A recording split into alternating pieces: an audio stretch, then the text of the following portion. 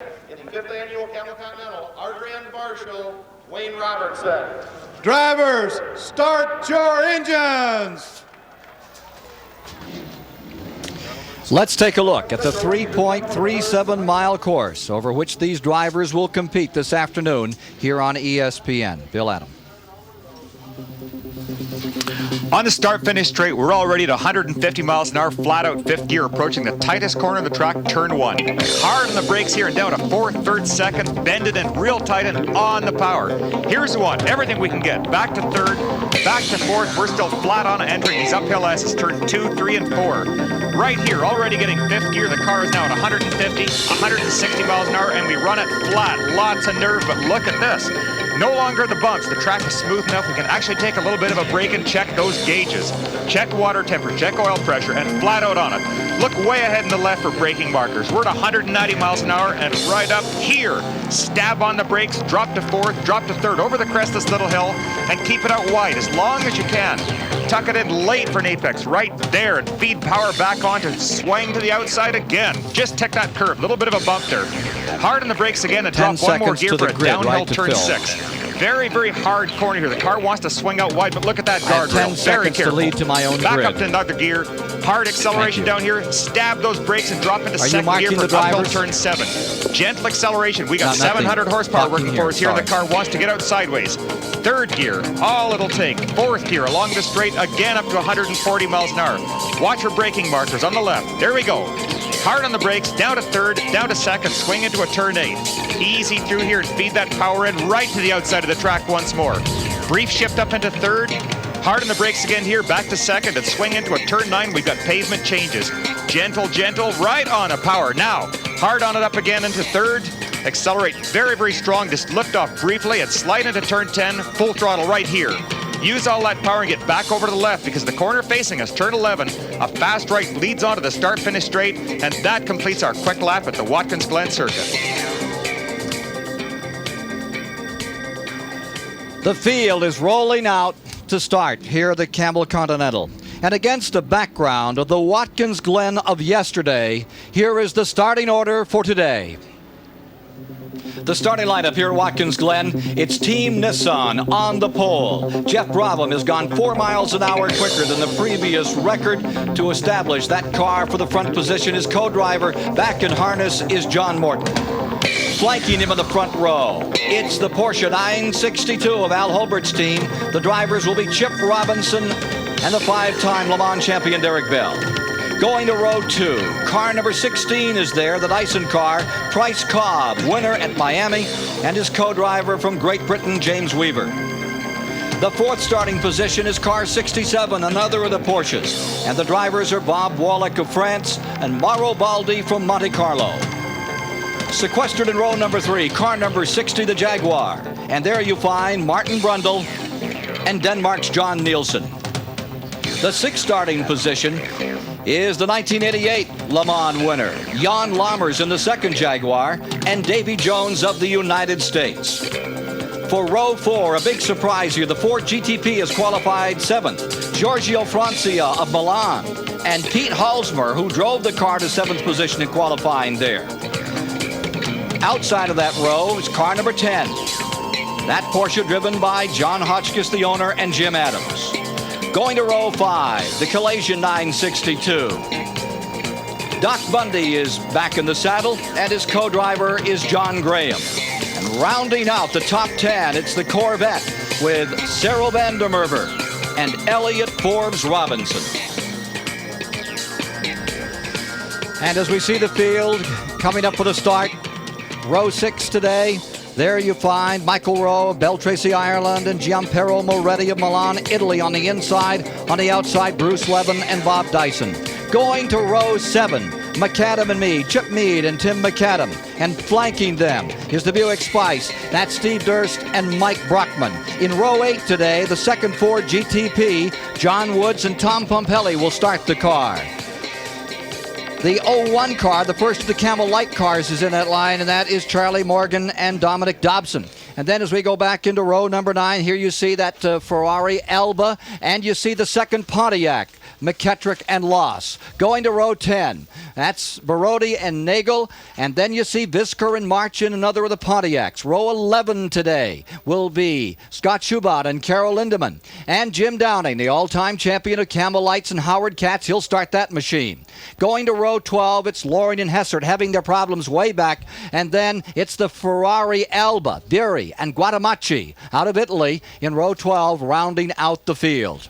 There's the in-car camera from B.F. Goodrich today, car number 67. And we have a second in-car camera with the leader in Camel Lights competition as we settle down for the start. Car number 01 carrying our second camera, and we are underway. Well, here we go. Now we're going to see this power of the Nissan, but look what's happening back behind us. Real heavy braking by the B.F. Goodrich Porsche. Trying to get inside of Chip Robinson, didn't quite make it. Turn number 1, shift for turn number 2. Up to 135 miles per hour uphill, in car, shift right here. Great shot here. Flat out through the S's Ken. We're up to 140, 50, 60 miles an hour right here. Now we're getting 170, heading towards 190 miles an hour, the opening lap. This is the brand new surface, and there you see the battle for the lead, and here comes the Porsche trying to take that lead back. The Porsche has been some 6 to 8 miles an hour faster in that straightaway, but the tremendous braking power with that great downforce working on the Nissan keeps it in front. This is always a game of balance. You set up the wings, how much wing downforce do you want to push? And of course, the more wing you put on it, the slower you're going to go in the straight. But the faster you go through the corners. The Nissan has gambled on higher cornering speeds. The Porsche wants both, but it's getting it on the straight right now. Brabham in the cockpit of the Nissan out in front. It is Chip Robinson with the first driver assignment, to be followed by Derek Bell, now running in second. There you see the Price Cobb car. The number 67, Mauro Baldi, I believe, has now moved into third, headed for turn 7. Now, just look at the gap in the cars here. We're seeing how the Nissan has pulled away in the tight section of the track, and yet at the end of the straight, Robinson was right alongside, was actually challenging for the lead. In the tight stuff, the Nissan is getting so much downforce it can really stretch a lead. Jeff Brabham, racing on a track in which his father gained fame back in 1960. Blackjack was here, driving for Cooper Climax. Finished second, started second that day too. And he made 8 other appearances here at Watkins Glen. Jeff Brabham trying to put himself in the record book today as the field wheels back into turn number 1 and headed for 2. That's the John Kalajian car right there, the number 15 car that's going through some sort of a problem. He's going very slowly on the track. Doc Bundy getting a chance in that car today. Just there you see him just diving into the pits. So we have one car already in the pits, car number 15 pulling in. Doc Bundy was assigned to start the car, and the Kalajian car is briefly on pit road. You see Bundy's car on pit road, getting ready to come back on. It looked like they had a new nose piece ready for it, and I think they just refastened. You can see on the left front fender there, just these exiting the pits, it doesn't look like it's fitting properly. Here's a car that does fit properly. They worked last night until 10:30, back in at 6 o'clock this morning, carefully going over every detail of the Nissan to stay up in front, if possible, today for 5 straight. And there you see Chip Robinson in the interval between them.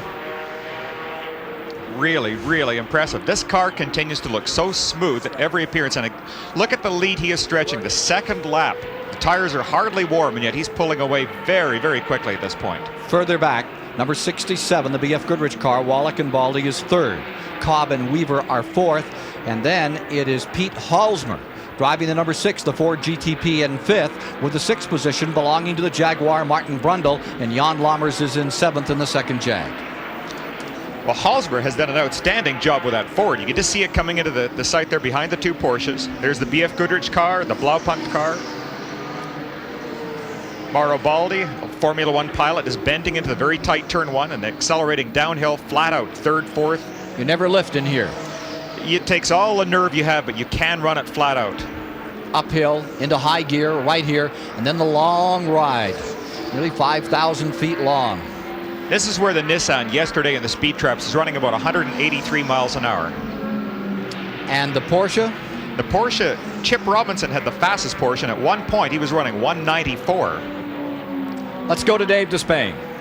One race nobody wants to win is the race to be first into the pits in a 500-kilometer race. John Kalajian, what happened to Doc Bundy? He got tapped in the back, spun. clipped the curb with the nose, and he wanted to just come in and make sure the nose was still attached properly, but it didn't look like any bad damage at all. Rest of the car appears to be okay. He'll get back to speed. Yeah, it seems like he's okay now. So on the very first lap, an on-course incident for John Kalajian's car. Doc Bundy driving. They're back into the battle with a fresh nose. Thank you, David. As we watch the Nissan stretching, striving for 5 straight wins, Jonathan Ingram wrote earlier this year that in the 500 kilometers at Mid-Ohio, this car came into that race looking awesome, and after it won there, came out looking invincible. Its invincibility will be tested fully today. This is the fastest course over which they have run, one of the longer courses. The only longer course upon which they will appear this year will be Elkhart Lake, Wisconsin. And here you see it leading by about 2.5 seconds over this car. That's the Al Hulbert team, who had such great luck here until last year ago when Chip Robinson had a terrible crash on this course. It really did not have a good day last year at all, but things so far have been very, very good. This is a new car. This is not a factory-built 962. Hulbert Racing have had this car constructed, and although externally it's identical to the Bayside car, the Bayside car is really the only original 962 in this race. The powerful 3-liter Nissan V6 continues to lead the Porsche 962 at Watkins Glen, live on ESPN. Stand by for more. The Nissan GTP ZX-Turbo continues to lead here at Watkins Glen. Draw away from the field as you watch Geoff Brabham at work. Now let's go back and take a look at the Jaguars in this competition today, running further back in the field, currently being shown in the 6th and 7th positions respectively. The 6th position is Martin Brundle, and the 7th position, Jan Lammers. And the issue is, why are they so far back? It's really amazing. I think a lot of it is the development work that Porsche has been doing, but this car immediately ahead of them, the yellow and black NTW Ford Probe, driven by Pete Halsmer, is really a good shock for everyone, including his sponsors right now. Not expected to do well here. It essentially is a car from 1985, an old design, and yet running very, very well with the Jags. I don't know why the Jags aren't working. They should be working well here because this is a very smooth track and one that goes along with the Jaguar chassis. They are running a very stiff suspension. As we watch them, they seem to bounce and hop a little bit more than any other vehicle out there. They apparently have stiffer sidewalls on their Dunlop tires, and the chassis are very, very heavily sprung. You watch them bounce around the track. They should do well here. This new Glen pavement is very good. Quiet, careful, and so succinct. Pete Halsmer has said, if you're not going fast enough to scare yourself, you're not going fast enough. Here he is in car number 6. The best finish for this car this year, 8th at Miami, with Halsmer teamed with Gloy at the keyboard. Pete's deserving of a lot of credit right now, doing an outstanding job keeping these Jaguars behind him. And you can bet they will be pushing very hard right now, too. Bear in mind that the second driver with Halsmer is Giorgio Francia of Milan, Italy. Who is he? He is the fastest test driver for Alfa Romeo. He also holds the course record at the Ferrari testing ground, and he is no slowpoke at all. That car could be very formidable today and have their best finish, if it will last. Big issue there. Look at this. Now, here we're lapping the GTP light cars already. I believe right now the number 80 Ferrari Alba of Melgrati is leading that class, incidentally, and that car, the number 40 car that was just lapped, is Uli Berry from Toronto in the 2nd Ferrari. So Pete Halsmer continues to maintain 5th position, just in front of the leading Jaguar, which is back in 6th. Martin Brundle there. Remember, we saw them earlier this year at the 24 Hours of Daytona victorious, and we thought that at that point they would win everything this year, Bill, but not the case at all. No, this car really benefits from tremendous horsepower, this little Ferrari Alba right here. Very, very strong car. Any of the faster tracks really seems to suit it very well. When it got to courses like West Palm Beach and tracks that benefited superb handling, then it wasn't nearly as formidable as what it looks right here. One of the great names from the 50s, Gaston Andre, the team director for these 2 Ferrari Albas. He was magnificent to watch in those old Morgans. Great fights with Denise McCluggage at tracks like Bridgehampton and Thompson, Connecticut. And he has 2 cars here today. We're back with the leader another time. Car number 83 continues to sustain. Out in front now with a better than 3 Better than 5-second advantage. 5 6/10 as the Nissan continues to pull away. Don Devendorf, who seemed so down on his luck, and everyone laughed about this car after the terrible episode at Charlotte over the last couple of years, and sort of forgot that whatever Don Devendorf has done in IMSA racing, he's won 9 out of 12 races in other series over the years. And as far as detail and exacting labor, no team does it better than the Devendorf organization. Oh, no, they're so dominant right now, but they deserve all of the success they're getting because of Devendorf's perseverance. He and his crew members have never given up on the development of this car. And right now, they have essentially a car that's, look at this. There's a great example of Downforce. He is going around a car there, a GTP light car, and passes it on the inside of the corner, just seeming like, well, I'll just turn a little tighter. Passing Jim Downing and Howard Katz's car. Howard was scheduled to be the first driver today out of New York City. Jim Downing, a beautiful blue and yellow Mazda car, which has won the Camel Light Championship the past 4 years, but is really being contested heavily this season for that honor. And as you watch this leader, consider this. You know, we talk about the United States as the melting pot. Well, even though it says Nissan, that car indeed is a melting pot. Name a country, and it's just very well represented here on this car. Yes, it's a production-based Nissan power plant from Japan, but it's a Lola chassis and bodywork from Great Britain.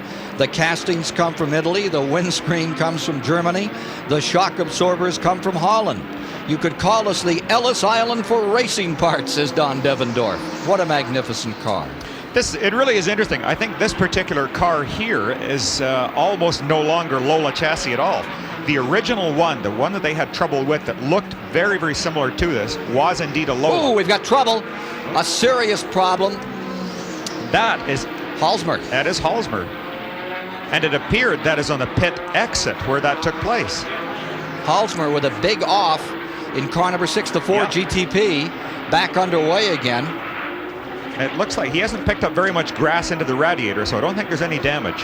You mean radiator? The radiator. Sorry, that's my Canadianism coming out there. Scotch-Canadian folk, they do it. Now watch number 52. Cyril Vandermerver is at the controls of that Corvette.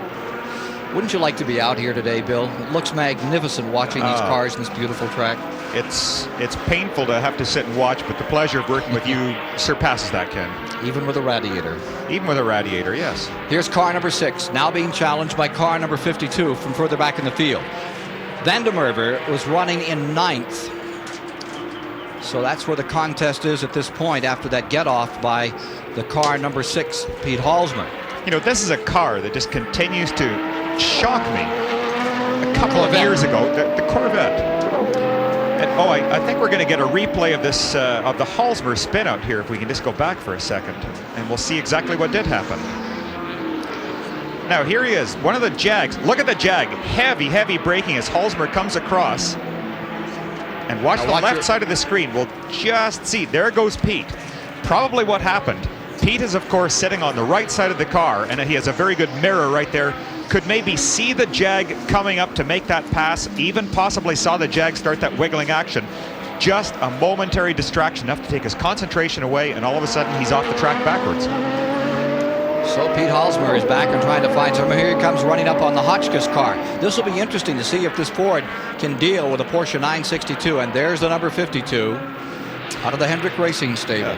I started to say this car back in 1985, through that and through 86, was always a pole position car. Extremely fast. It was always the car to watch in qualifying. Steadily, it has been sliding back further and further and has got to be a source of irritation and frustration to Rick Hendricks. A very competitive man, as you well know from all his NASCAR ventures, doesn't like to lose. And he and his crew have put tremendous amounts of time and money into this, and are being challenged by a Ford Probe that's 3 years old, and in many cases the Fab car of Tim McAdam and Chip Mead are well ahead of that. Well, there you see the number 10 car in 7th position, and that's where the contest is. Let's take another look at our leader for a moment. As we watch the Chevrolet, here's the Nissan, and we continue to check interval on it. We'll have it next time by for you as car number 83. And remember that today, his co-driver is back for today's event, John Morton, who is standing by right now with Dave Despain. They also serve who stand and wait. John Morton waiting his chance right now. Two questions, John. First of all, race pace. You guys are really cooking out there. Is this within the strategy plan going into the race? Yes, our lap times aren't terribly fast. They're pretty average, I'd say, right now. We could pick it up if we had to, I think. You're looking at your first drive since that incredible crash at Lime Rock. How you feeling as you get ready to make your comeback here? I was not long enough to have a comeback, but I'm feeling good. Wish you luck out there. A little later in the show, we'll see the incredible ride that this man, John Morton, took as he flipped that Nissan over backward, and he is looking pretty good here today as he gets saddled up and ready to replace in the lead car Geoff Brabham, who is scorching the field and building his lead. Again, that incident was at Lime Rock, Connecticut. It is absolutely one of the biggest catastrophes I've ever seen in a race car. And the fact that he is here today speaks to how well these things are assembled. I don't think you'll believe if you haven't seen the pictures. Now let's watch this battle on the racetrack. Is car number 16. That's the Dyson Porsche 962, and he is closing up to battle for 4th place. Well, car originally number 60 is there, Martin Brundle. Originally, the Dyson car was ahead of the Jaguar, so maybe the Jags are starting to get some of their claws out and get on it a little bit. Price Cobb, winner earlier this season, closing in another time. Price had that brilliant drive at Miami where he withheld a Jaguar challenge to win the race by, I think it was thousandths of a second.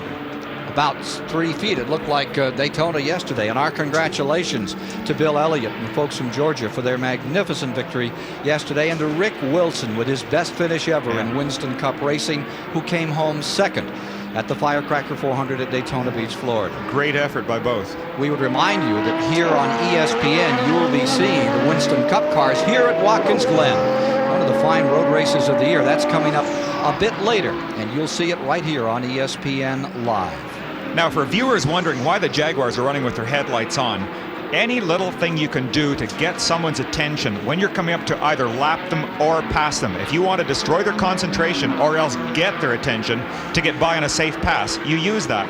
The lights are something the Jaguar team obviously feels does help them get through traffic safely, and this is why they're running with them on. So the running order now has Brabham first, Robinson second, Mauro Baldi number 67 third, and we'll have more shortly. Big drama here early at Watkins Glen. The number 60 car with Martin Brundle behind the wheel is pitting a good bit earlier than what we might expect. Tom Walkinshaw is here with me. Tom, were you expecting Martin this early? No, obviously not. So a quick change of 4 tires on the Brundle machine. That's the only thing we can gather at this point might have been a problem for the car. The Jaguars, with their normally aspirated 6-liter engines, can go at least as long as the turbocharged cars, which are much thirstier on gasoline.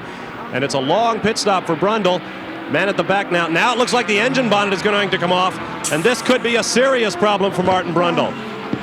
They're pushing the car. I see they're pushing it back. The engine had died, and they pushed him back to get him restarted. Now they've got to clean up the pit area before he can exit, and this is a problem for Jaguar. Now the engine bonnet comes off, and that is not good news this early in a 500-kilometer race. They have brought 2 cars here. They have 3 to battle with, and of course there's all those Porsches, and thus far we've had this solitary effort by Nissan, and the point differential between the 2 drivers, first and second, John Nielsen and Geoff Brabham, stays at 13 points. About the best that the Nissan can hope to gain per race, if Jag has any kind of a day at all, is 5 points. Jag may not be having any kind of a day at all here on this Independence Day. We're not being very good to the mother country here at Watkins Glen. Back to the leader now as we continue to follow the story on car number 60. About to put a lap on Doc Bundy in the collision, car number 15. Brabham just stays out there, and now he is sitting on a 5.5-second interval and apparently is willing to let it stabilize. And the viewers can watch as we look at the Nissan, try and compare what the different types of cars are doing. Watch how it bounces over bumps, watch how the Porsche bounces, watch the Jaguar. You see, this chassis seems to respond so well, and it's not upset at all by any irregularities in pavement at all. Just look at the gap there that he pulled away on the Bundy Porsche in that one corner alone. Tremendous. Well, here he is pulling up to put a lap on the Levin and Dyson car number 86 today. Bruce Levin and Bob Dyson in car number 86 having a grand old time out here. As to the Camel Lights class, this update from Dave Despain. We have the Camel Light Series point leader on pit road and definitely an unscheduled stop. The car is about to come off the jacks after major repairs on the front end of the car. Tom Hessert and David Loring preparing to return to the battle here. The jacks are away, and the car, after about a 5-minute rest here on pit road, will be heading back into the action. Now, again, this is not the race leader in this division. It is the series point leader, and as he leaves the pits, let's find out what the problem is from crew chief Mike Gouy. Mike, what's the problem? Well, we had a problem with the brakes on the pace lap, and we sort of rather optimistically hoped they'd come back. So we brought the car in to bleed the brakes early on, and hopefully we'll have to play catch up now. This is a comparatively new car for you, right? Yes, we first ran it at Lime Rock 3 races ago, and we've still got a few teething problems with it, but we're getting there. Is the brake problem related to the teething problems, or is this a fluke? Frankly, I don't know what it is at this moment. We'll have an inquest afterwards. So the inquest will wait. The series point leader is back into the battle, and Mike Gouy will go back to work here. Ken? Remember that there is a race within a race. The Camel Light Series is competing here as well today. 8 of them started the race, and here you see the leader at the present time in that classification. Car number 80, the Ferrari Elba. And it is Melgretti at the controls in car number 80. They were the winners earlier this year at Miami and at Road Atlanta. And we'll show you the interval between this car. Oh, one of the Jags is off. That's car number 61. Jan Lammer's car in trouble, and it took some body work, too. Disastrous day for Jaguar. I don't know what's happened there. The door has popped up. He's trying to get back underway there, but look, something's flapping. The left rear tire has blown. I would expect that's what put him off. You can see the remnants of the rubber are flying through that bodywork, and you can watch. It'll probably chew that corner right off the car. And if you'll recall, if you're just joining us, the second Jaguar was in for tires just a few moments ago. I wonder if it's a tire issue on car number 61. He's in. I don't think he's going to try to get it back. No, he is going down the stock car course, Ken. This is going to be a major penalty for him. They are running the long course here today. The short course will be used on August the 14th for the Budweiser at the Glen, which you will see live on ESPN. Now, this is a gamble for them at this point. He does not want to go around the long track with that tire flapping. There's a lot of parts around this tire that could be damaged, not the least of which is the suspension, but usually oil coolers are mounted close by, and of course, if you damage any of those substantially, you're going to be in for a very long pit stop. Here you see him at turn 11, approaching turn 11 to get back into the pits. And again, this is one of the 2 Jaguars, and they are not having a very good day. Unbelievable. Car number 61, Jan Lammers, winner at Le Mans for 1988, is now on pit road and not too pleased about it.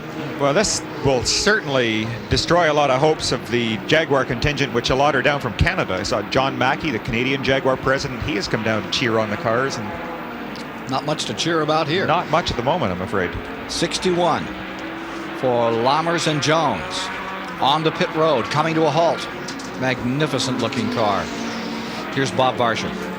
Well, Kent, just as I was about to talk to team manager Tony Dow, who stands at the nose of the car with a fire extinguisher, about what was wrong with the 60 car. They changed the fuel pump on that car, but they still don't know what's wrong with it when Martin Brundle reported a miss. Suddenly, Tony grabbed his headset, and Jan Lammers was calling in, saying that he had spun and lost the tire. Now the 60 car comes in and kills the engine behind Lammers. We have the entire Jaguar contingent on pit road here at Watkins Glen, and they're going to need every crewman they've got. And believe me, they've got plenty, as Tony Dow directs 2 cars in the pits. You're absolutely right, Ken. This is turning into a dark day for Jaguar at the Glen. There you see the twin Jags, 60 and 61, on pit road. This is taking place at lap number 15 of the 92 to be run today. 310 miles, 500 kilometers the distance. Live flag-to-flag coverage on ESPN of the Camel Continental from Watkins Glen, the long course, 3.37 miles where they're competing. Here's Dave Despain. Perhaps the major issue here in the leaders pit, the Nissan's pit, is not so much this race but the championship battle. Consider the background. The Nissan came into this series not having run the first 2 races of the year and then won 4 straight. The Jaguars were expected to be the championship dominant force with John Nielsen, their chosen driver. During the Nissan sequence of victories here, they've only been able to pick up 5 points every race of the deficit that they gave up early in the season because of the point structure. Put simply, the Jaguars have been running second week in and week out. What Nissan needed was a Jaguar failure. They may have gotten it here. Don Devendorf, your reaction to the problem that the Jaguars are having in terms of the championship battle? Well, it's one of those things. We've got a long race ahead of us, so it's by no means set. It's certainly an opportunity that we'll try to capitalize on, because we really needed a break like this for the series hope. But you know, you kind of hate for anybody to have a problem like that, but if it happens, it happens. He just stopped the watch. Let me see if I can cheat and look at the time here. I can't read his watch, but definitely Geoff Brabham is in the driver's seat for the moment because it happened to the Jaguar. Ken? David, he's lapping this track at an average speed of 119 miles an hour, and here you see him at better than 140 through that sweeping second corner, uphill now, grabbing off that fifth gear around the second place car in the Camel Light Series, the number 79 that Costa Slows and Skeeter McKettrick is driving today. Lights ablaze in the Nissan too. He too wants to get through traffic as cleanly as he possibly can. Going into today's race, getting back to what Dave was talking about, the Manufacturers' Championship here is as important for sports car racing as it is in the Formula One.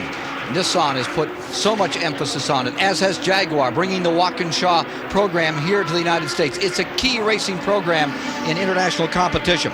Going into today's race, Jag had the lead with 101 points. Second was Porsche with 99, and third was Nissan with 83. Now, you get 20 points for the win.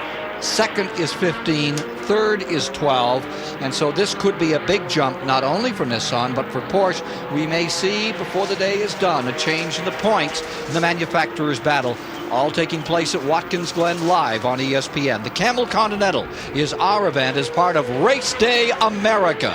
Jeff Brabham continues to pull away. His lead is now better than 7 seconds over Chip Robinson in the Al Hulbert car, maintaining second. And then in third is Mauro Baldi in car number 67. And right now, you're riding in one of the Camel Light cars. This is car number 01, currently in third place, and they are having a battle for second position. Is one of those big prototypes, number 14 Robinson blast by. That gives you some idea of how incredibly quick the big prototypes are as opposed to the smaller prototype. But here you are in car number 01. Charles Morgan in a Pontiac Firebird is going up through turn 2 with this magnificent picture out of this 4-cylinder Camel Light car. Great shots, and we're already, even in this car here, we're up to 150 miles an hour at this point on the back straight. Look at the amount of force that's put through that steering wheel. Charles is really able to take his only relaxation right here. See his wrist? It's not getting beaten to death by the bumps on this track. But watch now, here comes number 67 up to pass, and we were just talking about the difference between the lights and the full GTP. Through the corner, dead equal, but look at this. Goodbye. That's the BF Goodrich car, number 67, Mauro Baldi from Monte Carlo. Currently third overall in this race, just streaking by. Now he pulls up and whips by car number 79, the second place car in Camel Light. That red and white car being driven by Skeeter McKettrick from out in California. That beautiful car is in second in the Camel Lights as you get this lovely view from car number 67. Here it is as we see it from outside. Really interesting shot there. You saw how the two cars were going through that downhill turn 6 at exactly the same speed. Look at this now. Here he is behind a full GTP, and when he gets to the straight, look at the difference in acceleration. Again, closes up through the tight corner, even cornering a bit faster than that March right ahead of us. But watch what happens on the straight. The Buick March, number 30, Michael Roll. And that team only brought one car. They have had two cars with Steve Phillips out of Waitsfield, Vermont in the second car. They brought one car here to the Glen, and they lost an engine in the morning practice with number 30, hoping to get something going. Now we're back with car number 01, Charlie Morgan. What he is really trying to do here is deal with car number 79, Skeeter McKettrick, who is running in second place. Remember that Malgretti in the Ferrari Elba continues to be up on the point in Camel Light competition. I like the idea of the lights. I know it drives you folks that like the prototypes buggy, trying to move around these slower cars, but they do need these cars out here. It gives the folks who pay for the ticket a little more to watch, and they have their own look at this as car number 16, Price Cobb, just motors by. You really get a sense of how delicate and how powerful those big prototype cars are when you see them in with Camel lights, which are no slow stitch themselves. Oh, not at all. I had fun a couple of weeks ago driving a Camel light car at the Mid-Ohio GTP race and found that there's something very, very important. I really hadn't thought about it. You don't have the horsepower to contend with, but you're constantly watching your mirrors. You don't really have to do that in a P car. There are places you pass and don't pass, but in a light, you're constantly watching for other people. There's Price Cobb putting a lap on Michael Rowe out of Ireland in car number 30. It's International Sports Car Racing live on ESPN today as you continue to watch now with an 11-second advantage. Car number 83, Geoff Brabham, driving a bead on 5 straight victories. It's not been done in a single season. He's tied for the record at 4 as we commence today's race. More in a moment. We're back at Watkins Glen where the team of Bob Wallach and Mauro Baldi have come on pit road, and they are being held here briefly by the officials. The 67 car, the third place Porsche, had a flat tire on course and had to come in and make the change on that tire. Now Mike Colucci, the crew chief, let's see if we can come on down and get a word with Mike. Mike, 2 questions. First of all, what was the problem on the racetrack? I had a puncture. Why did they hold you on pit road? I don't know. I'm going to find out from IMSA right now. Let's see if we can go find out, too, about the IMSA problem here, because he was held on pit road. Let's find out why. Bottle, and they don't want us to know the reason why. We'll find out about it and get back to you, though. Ken? You're riding with Bob Wallach at Watkins Glen, where the BF Goodrich Porsche is capable of about 190 miles an hour. Unfortunately for Wallach and company, there is a problem. They came in with a flat tire. You saw it here just a couple of minutes ago. Now they have been back on pit road again. And let's ask car owner Jim Busby the reason why. Why the second pit stop, Jim? Well, as you saw, we punctured a tire and made the first stop, but we didn't realize that a piece of the tire had come up around the back of the car and broken the support that holds the flap on the secondary element of the wing. We saw it go by, but he didn't realize there was anything wrong because the car felt fine. But it was a dangerous situation, so we brought the car in. We let it run long enough to get a flap down here, and then we were able to replace it pretty rapidly. What could have been the consequences of that if he wasn't aware of it? What could have happened? Well, if the flap had separated at the center, he would have lost half the downforce on the rear of the car. And if that had happened, for example, braking at the end of the straight, he probably would have lost the car. That's Jim Busby. Meanwhile, the car 16 is on pit road. Another of the Porsches is in. Third place car now on pit road. Price Cobb, Evergreen, Colorado. James Weaver from Great Britain, car number 16, the Dyson 962. How much time have they taken on this car? Well, this should be a scheduled stop. This is about 55 minutes into the race, and if they're running a lot of boost, they're going to go through gas much quicker than normal. At very best, they would get an hour and 5 or an hour and 10 minutes on a tank, so this will be a scheduled stop. 28 of 92 laps have been completed by the leader, car number 83, the Nissan Geoff Brabham. John Morton standing by and getting ready to do service for that team. Here is 16 away. There was a change of drivers on car number 67. We also see the March now pitting, and the Nissan is pitting.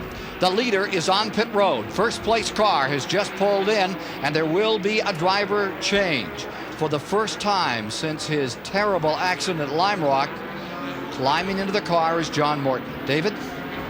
John Morton feeling no apprehension, he says, as he climbs in and buckles in. The pit stop proceeding routinely. The cars have air jacks that lift them off the ground. All 4 tires routinely changed on a stop. The slowest aspect of the pit stop is always the refueling. The rules about the refueling mechanisms are very specific, and that is always the element that takes the longest. As you can see, the last issue there was the completion of the fueling, and once it was done, the car is gone. Geoff Brabham now at the controls. The Nissan is back on the racetrack. John Morton now at the controls. We saw Geoff Brabham stepping away, and as we saw the two of them on pit road, it's memories of that climatic moment back in 1980, the crash of 80, when Brabham and Morton in a Can-Am race took each other out in a rather embarrassing situation right here on pit road. That was 8 years ago here at the Glen. For the moment, car number 14, Chip Robinson has the lead. Pit stop on the leader and appropriating first place. Derek Bell, Chip Robinson, they have yet to pit. 83 being shown only dropping 1 position back to second. Unofficially, they're still showing Price Cobb in third, although he pitted, and we'd like confirmation on that. In the Camel lights, it is Melgretti first, McKetterick and Costaslow second, and Charlie Morgan's 01 is third. Here's the leader, Chip Robinson. Now, Chip just made a little slide coming out of that last corner there, coming out of turn 9, getting really loose. His fuel tank will be getting very close to empty. His tires will be getting a little bit worn down. He should come in for a stop sometime in the next few laps. Right down the straight towards us. First lap led since the 12 hours of Sebring. Now, is that an uncharacteristic statistic for Hulbert Racing? Uncharacteristic for Porsche. Yeah, Isn't first that by amazing? a Porsche. That was so shocking, I didn't even see the word Porsche. That's because those Jaguars have been doing such a dominating job along with the Nissan. So really? Chip Robinson making a little notation here, a sidebar to the race. Closing up on my old car. On your old car, which is this afternoon being driven by its owner, a couple of owners, in fact. I think we're going to refer to that as the rich old person's team. That's right. The ROP team? Bruce Levin and the gentleman who owns car number 16, Rob Dyson, out there in that car. Now you watch car number 14 continuing to lead here in live ESPN coverage of the Camel Continental. And there's the 83 car, which on the latest notation, I think maybe, no, it's still being shown in the second position. Here is Dave Despain standing by with a man who's put it 17 seconds out in front before pitting. In the quest for the record, Geoff Brabham comes out of the car. John Morton goes in. You look pretty calm, cool, collected. Tell me about the drive thus far. Well, everything's going okay right now. I think one of the cars dropped a lot of oil down to start the race, so it got a little slippery there for a while. But it seemed like the more I ran, the more grip I got. So the car's running very well, and I'm just keeping our fingers crossed. At this point in a record streak, where does the apprehension come from? What do you worry about most at Watkins Glen? Everything. You're kind of listening to noises in the engine and everything right now. I'm not having a lot of fun right now because just thinking about too many things going wrong. But the Nissan's running beautifully, and we'll just have to see what happens. I came in a little, probably one lap early because the Jaguar seemed like it was blocking me pretty bad, so I didn't want to get involved with that, so I ducked in the pits a lap early and get out of his way. We'll let you go suffer in peace. Geoff Brabham trying to set the record for consecutive victories in a single season. Let's go back to Ken Squire. Consecutive victories overall stands at 5, and that was over 2 seasons. John Paul Jr., 81, 82 with Pocono. 2 races at Daytona, Sebring, and Road Atlanta. To his credit. So, and that was back when, remember, when they had the fall race in November at Daytona. Right, so the Daytona finale. He won Pocono and then the Daytona finale, and then came back for the 24 and Sebring at Road Atlanta. That is the record that is being challenged as well today. Now you're watching that second place in Camel Light. There's the 01, our in-car camera. I would point out to you that we had high hopes of bringing you pictures from the new Pontiac prototype car for today's race, the car number 33 of Bob Earl and Jeff Klein. They had some engine maladies, and notice the door, I think, is open ajar there on car number 01. They had engine maladies. They went through 3 engines, and they think they're into a bad set of parts, and so they have withdrawn car number 33, but it will be up and ready for the next event. Have no fear. The next race is Road America on July 17th, and they plan to have that Pontiac in action. It gives us this opportunity for in-car coverage of the Camel Light Series with car number 01 being shown in 3rd place. That is Charlie Morgan's car, and he's trying still to catch car number 79, and Costas Los is now in that machine. The English driver, who's had some Group C competition in Europe, maintaining 2nd, as Melgretti, Fanato, and Fischetti. Sounds like a great menu, an Italian restaurant in Ithaca. I think I had that once. Maintains the 1st place. Here's car number 14, showing in 1st, Chip Robinson, but soon to pit. Laps complete thus far in the event, 32 of the 92 to be run. There you see the number 40 car, which is back in 7th place. Berry out of Canada. So if you're just joining us today, we're here at Watkins Glen, New York, the home of the modern home of American road racing, and we're watching the Camel Continental here live on ESPN. And for the moment, we have a Porsche 962 in front. With Bill Adam alongside, I'm Ken Squire in the booth, and our colleagues on pit road are Bob Varsha and Dave Despain of Motor Week Illustrated, seen each week here on ESPN, Total Motoring Network. Taking a look at the average speed thus far, we're going 121 miles per hour around an 11-turn, 3.37-mile course. And That young man you see on your screen, Chip Robinson, defending IMSA champion, currently is in possession of first place. But if you're just joining us, the first hour of this event, the 6th car is out. Halsmer's in trouble. The race has been dominated today by Geoff Brabham, seeking to be the man to win 5 in a row in a single season. Gee, that is not Halsmer's helmet. That's Francia walking away. Here is Chip Robinson on pit road, the leader. David? As Robinson brings the car in, there will be the driver change with Derek Bell going in quickly. Robinson unbuckles, Bell climbs in, and Robinson goes to work to fix the safety belts back around his co-driver. Tires coming off the right side, and they are hot. We've got to stay clear of that activity. And again, the refueling will take the longest. Now, if this is a tortoise and hare race, you are seeing the tortoise on pit road. Traditionally, the Porsches run just a little bit longer than the Nissan on fuel. That was a 19-second pit stop for the Porsche, and that will put Chip Robinson right back out on the racetrack and very much in contention. Porsche 962 is the winningest car. 48 victories by a 962 in IMSA competition. Second is Chevrolet March at 11, then Chevrolet Loda with 10. The Nissan is back there with 5. So Chip Robinson is back. An 83 still holds up very strong to win it all, and you're watching the Ford GTP driver walking away. More shortly.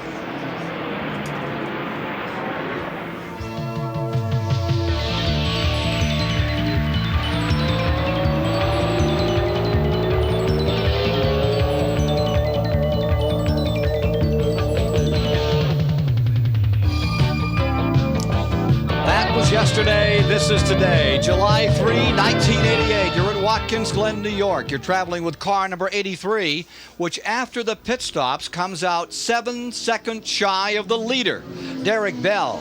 The Porsche had a magnificent pit stop, and it continues to lead here. 19-second pit stop they're reporting. Pretty good, Bill Adam.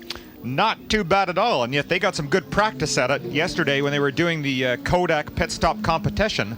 They won that with a 19-second stop yesterday, so now they're just duplicating their performance. Practice paid off for them. And practice is the order with these teams. The Jag team did a lot of practicing at home before they came to the Glen, but they've not had an opportunity to show much pit work today as they've had problems early in the going. And one car has retired, and the other car, number 61, Jan Lammers, is being shown back in 8th place. To review, the leader continues to be number 14, a bit of a surprise as the major pit stop contest of the weekend, right out here in actual race competition, was run at lap 32-33, and it was the Porsche 962 of Hulbert victorious over the Nissan team. They got them out there, and they have a 7-second advantage over this car. There's the leader. That's 83 is 7 seconds back. The Nissan with John Morton now driving. Then 3rd place is Price Cobb in the number 16 Porsche. 4th, the Corvette of Cyril Vandemerver with these pit stops. There you see 4th, and he's about to be overlapped by car number 14.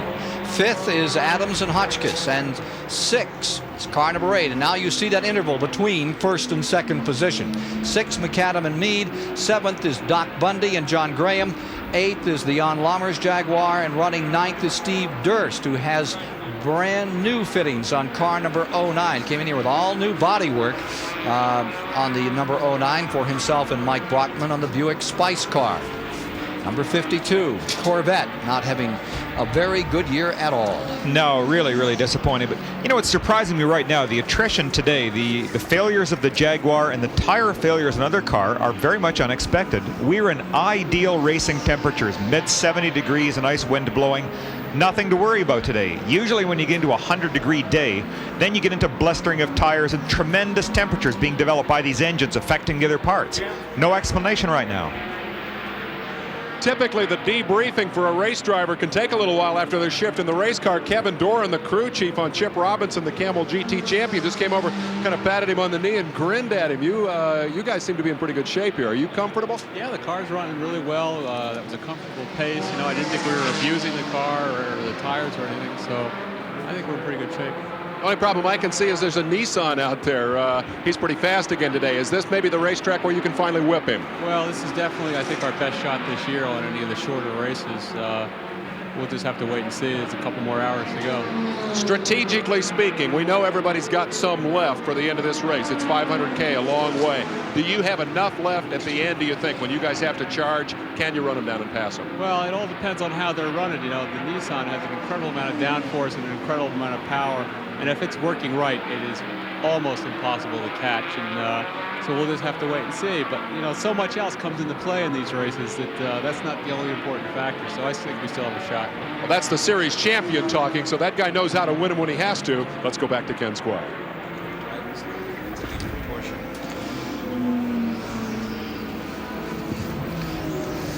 Well, here you see that first place car, number 14. Al Hulbert has won 3 races here at Watkins Glen since they recommenced activity in the IMSA series here in 1984. He won it in 84. He came back and won both races that they held here in 1985, and he won a race. That's 4 races because he won here again in 86 and was second to Davy Jones in race 2 of 86. So they're pretty familiar with how to get around this place. Now there's the second place car, number 83, John Morton there on the comeback trail after a horrendous crash earlier this year at Lime Rock, Connecticut. They had a brand new Nissan car and it was totally destroyed in that incident at Lime Rock, which we'll get to a bit later in our telecast today. Price Cobb is maintaining third. Going fourth is Cyril Vandemerver, and fifth now James Adams driving the car number 10 out of the Hotchkiss Racing stable. In the 6th spot is Chip Mead. And take a look at number 83 continuing to show its colors and try to close in as we check the interval between first and second place. Yeah, a little while ago, Ken, you used the word glide, and this car seems to glide over anything else. It's visibly different over the bumps than any other car running out here today. Just so smooth and so sophisticated.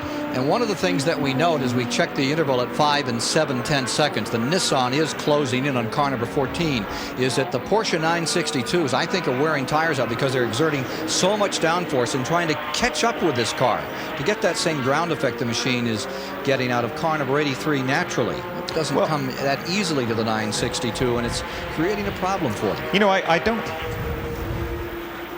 Let me jump into the middle of that discussion a little bit, guys, and talk about this whole issue of downforce. We might have some new people with us today who don't really understand what we're talking about here on Race Day America. Downforce is the aerodynamic effect of the wind rushing both over and under the car and pressing it down on the racetrack. And it becomes a big issue at Watkins Glen because you have 195-mile-an-hour straightaway for the Porsche, and you have an awful lot of twists and turns, a lot of corners, 11 in all, that you have to deal with. So you strike a balance, a compromise between a lot of downforce to stick the car to the racetrack in the corners and not so much downforce on the straightaway. And I think, Ken, that's where the issue that you were talking about comes into play.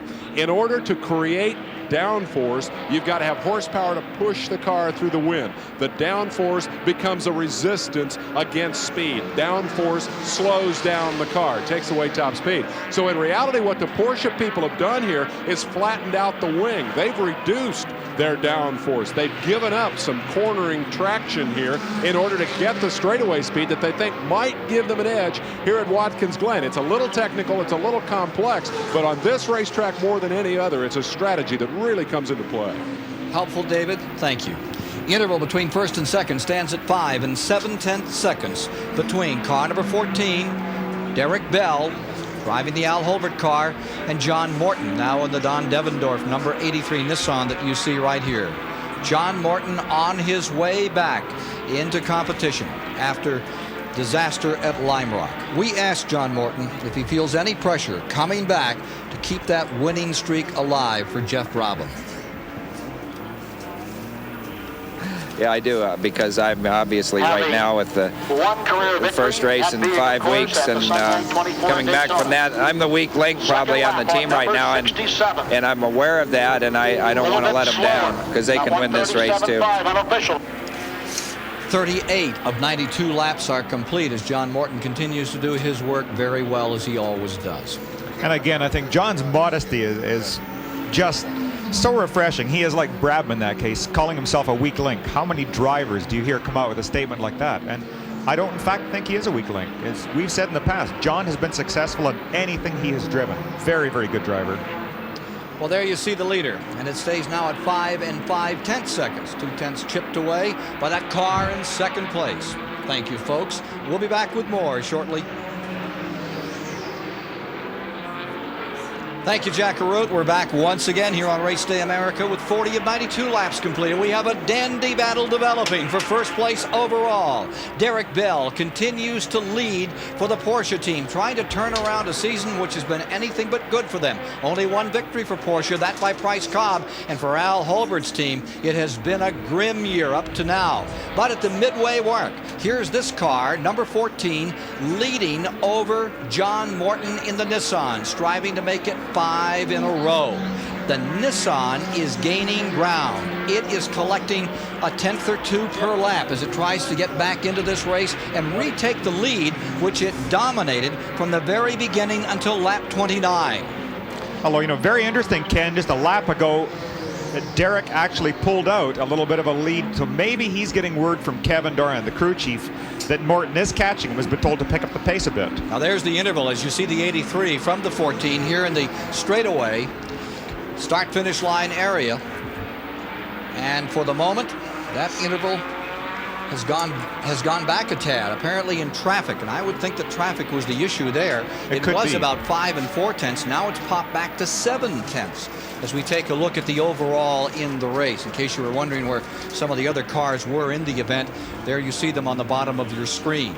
There's the 79 car briefly. That is the Costas Lost car, which is second in Camel Lights. Melgretti continues to lead in Camel Lights here today, and Charlie Morgan in his Pontiac Firebird maintaining third position.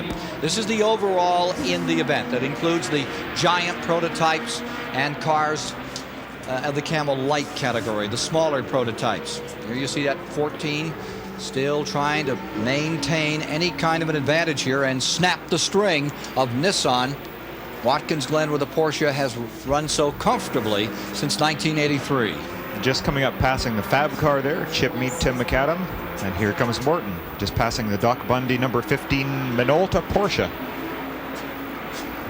Quick word on that interval as we watch the 14 car come streaming by. A smoker there on the straightaway. We got a car with apparent problems on the racetrack and indeed pulling off the racetracks. That is the Schubert-Ludemann car, the Buick, pulling off with a lot of smoke showing, and that is definitely, he's coming out in a hurry. I think there may be some heat in the automobile there.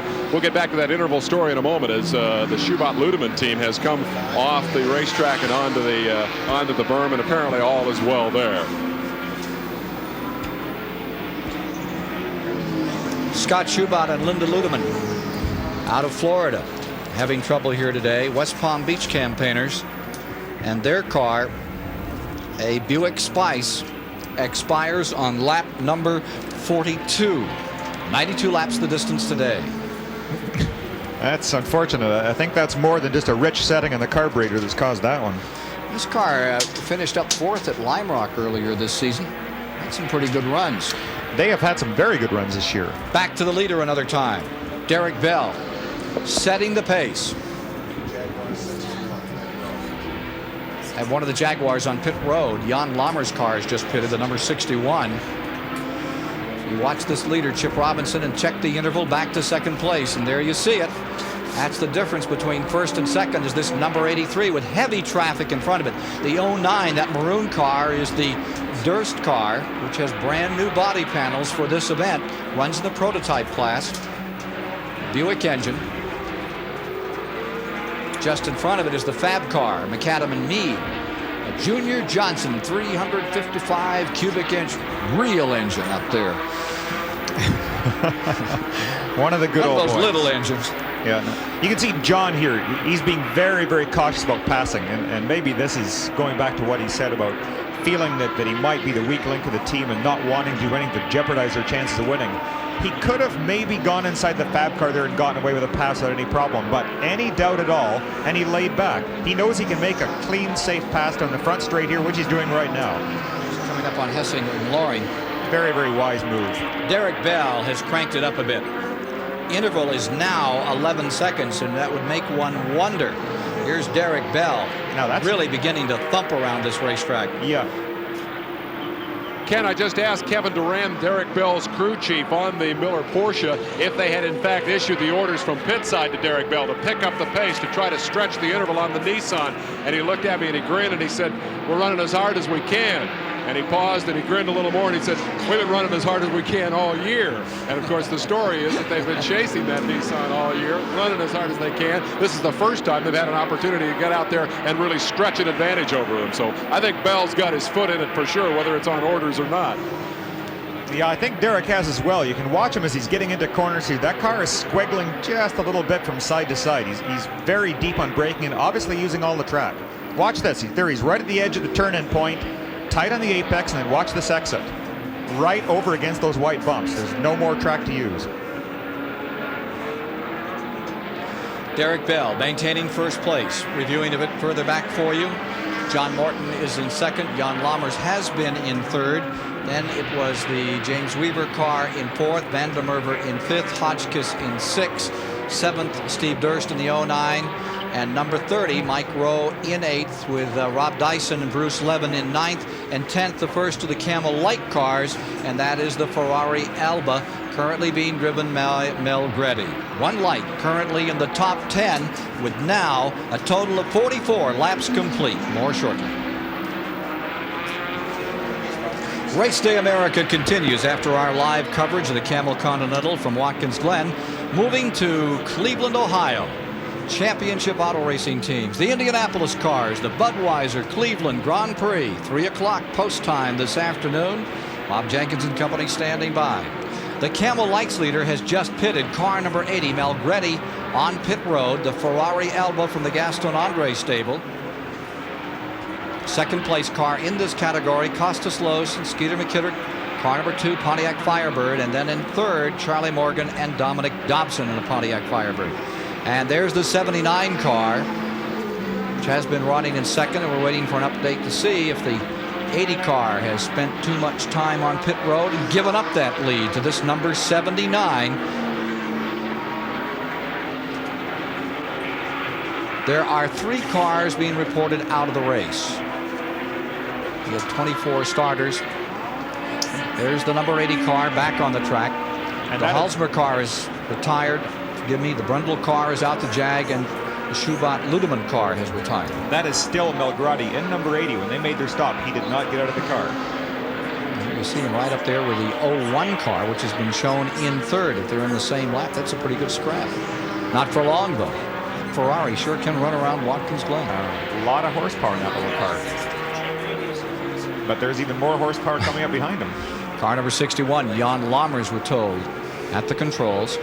These Jags, they slash their way through traffic. I think it's part of the Formula One training where every foot and every inch is critical to them. They have no patience. Really spectacular driving.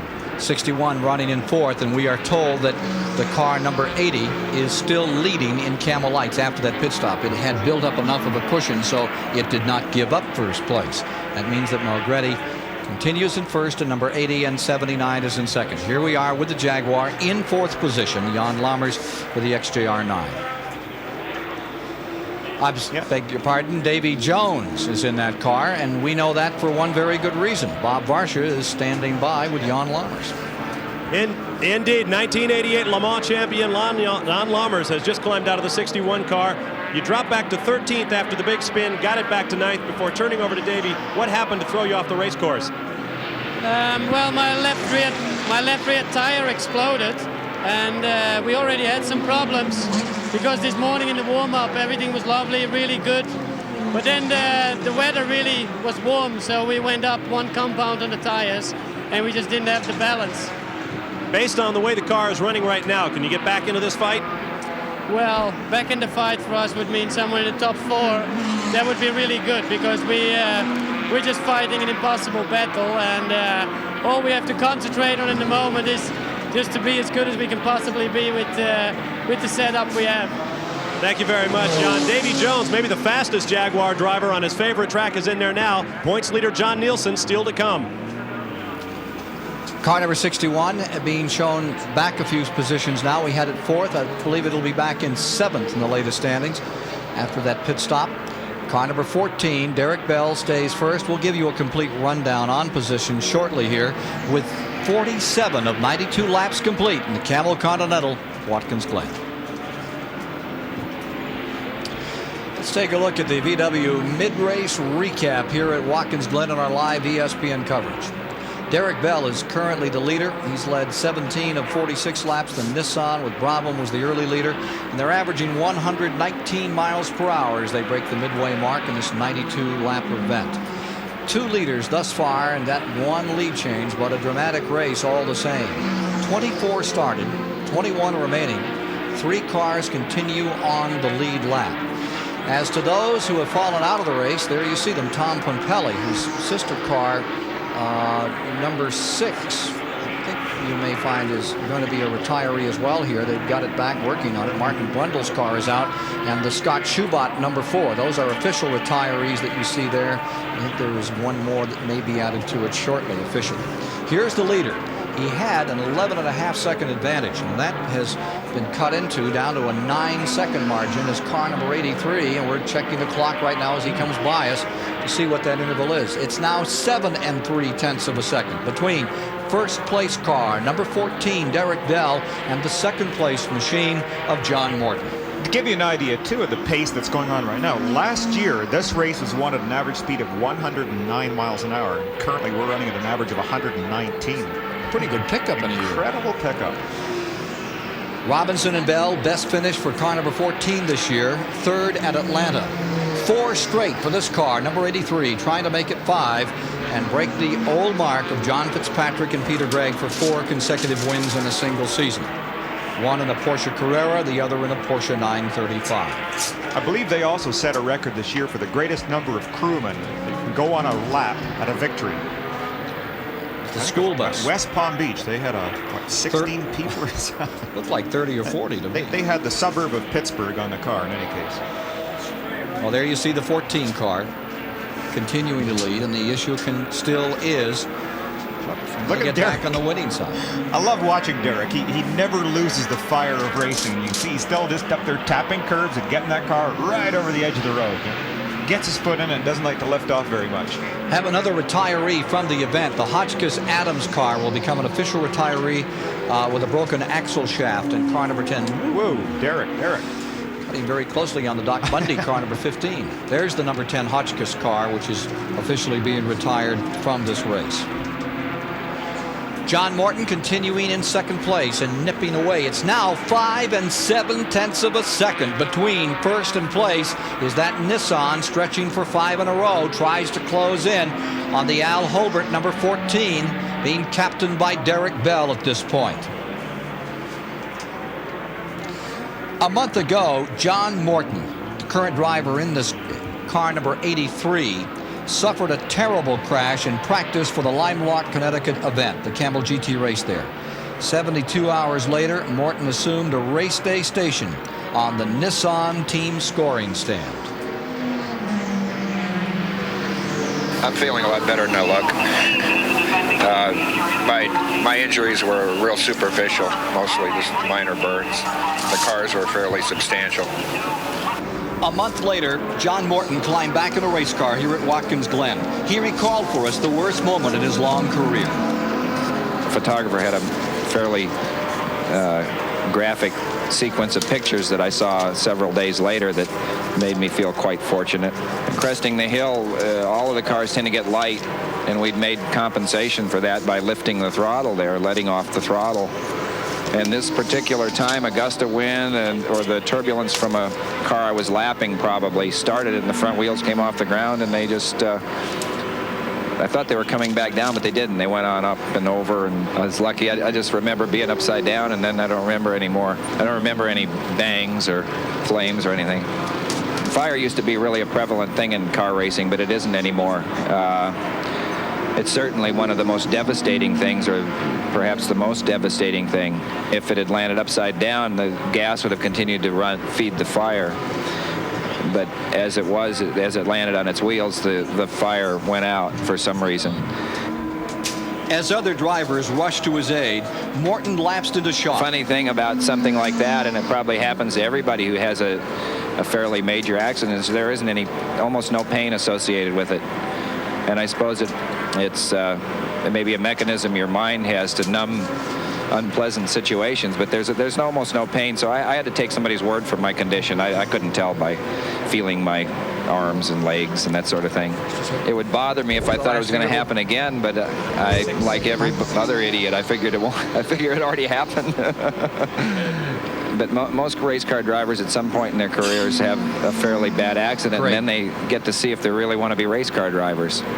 If they go for 10 years without ever having an accident, they never have that test, and I suppose it's a little late in life for me to have it, but it's kind of a test, because you know what, you can use your imagination, but when a deal like this happens, you don't use your imagination anymore. You use your experience, and then you feel more vulnerable, and if you can go just as fast afterwards, I guess you're a real race car driver. A real race car driver indeed. 45-year-old John Morton, whose devotion to motorsports has been unstinting since he commenced racing in 1962. Now being chased by the B.F. Goodrich car, number 67. That is Bob Wallach at work, running an 8th a lap down. And recall that John Morton is running 2nd overall in this race and is just 4 8/10 of a second behind the 5-time Le Mans winner Derek Bell of Great Britain. John Morton, bachelor from El Segundo, California, closing in on the British driver Derek Bell for first place in our live ESPN coverage of the Camel Continental. There's the leader, car number 14, Derek Bell. And how far back is second place? That's how far, to car number 83, John Morton, as our live flag-to-flag coverage of the Camel Continental from the birthplace of modern American road racing in America continues. The Watkins Glen Camel Continental is being presented by Ford and your Ford dealer. Have you driven a Ford lately? And by Budweiser, Beechwood Age for that clean, crisp taste. This Bud's for you.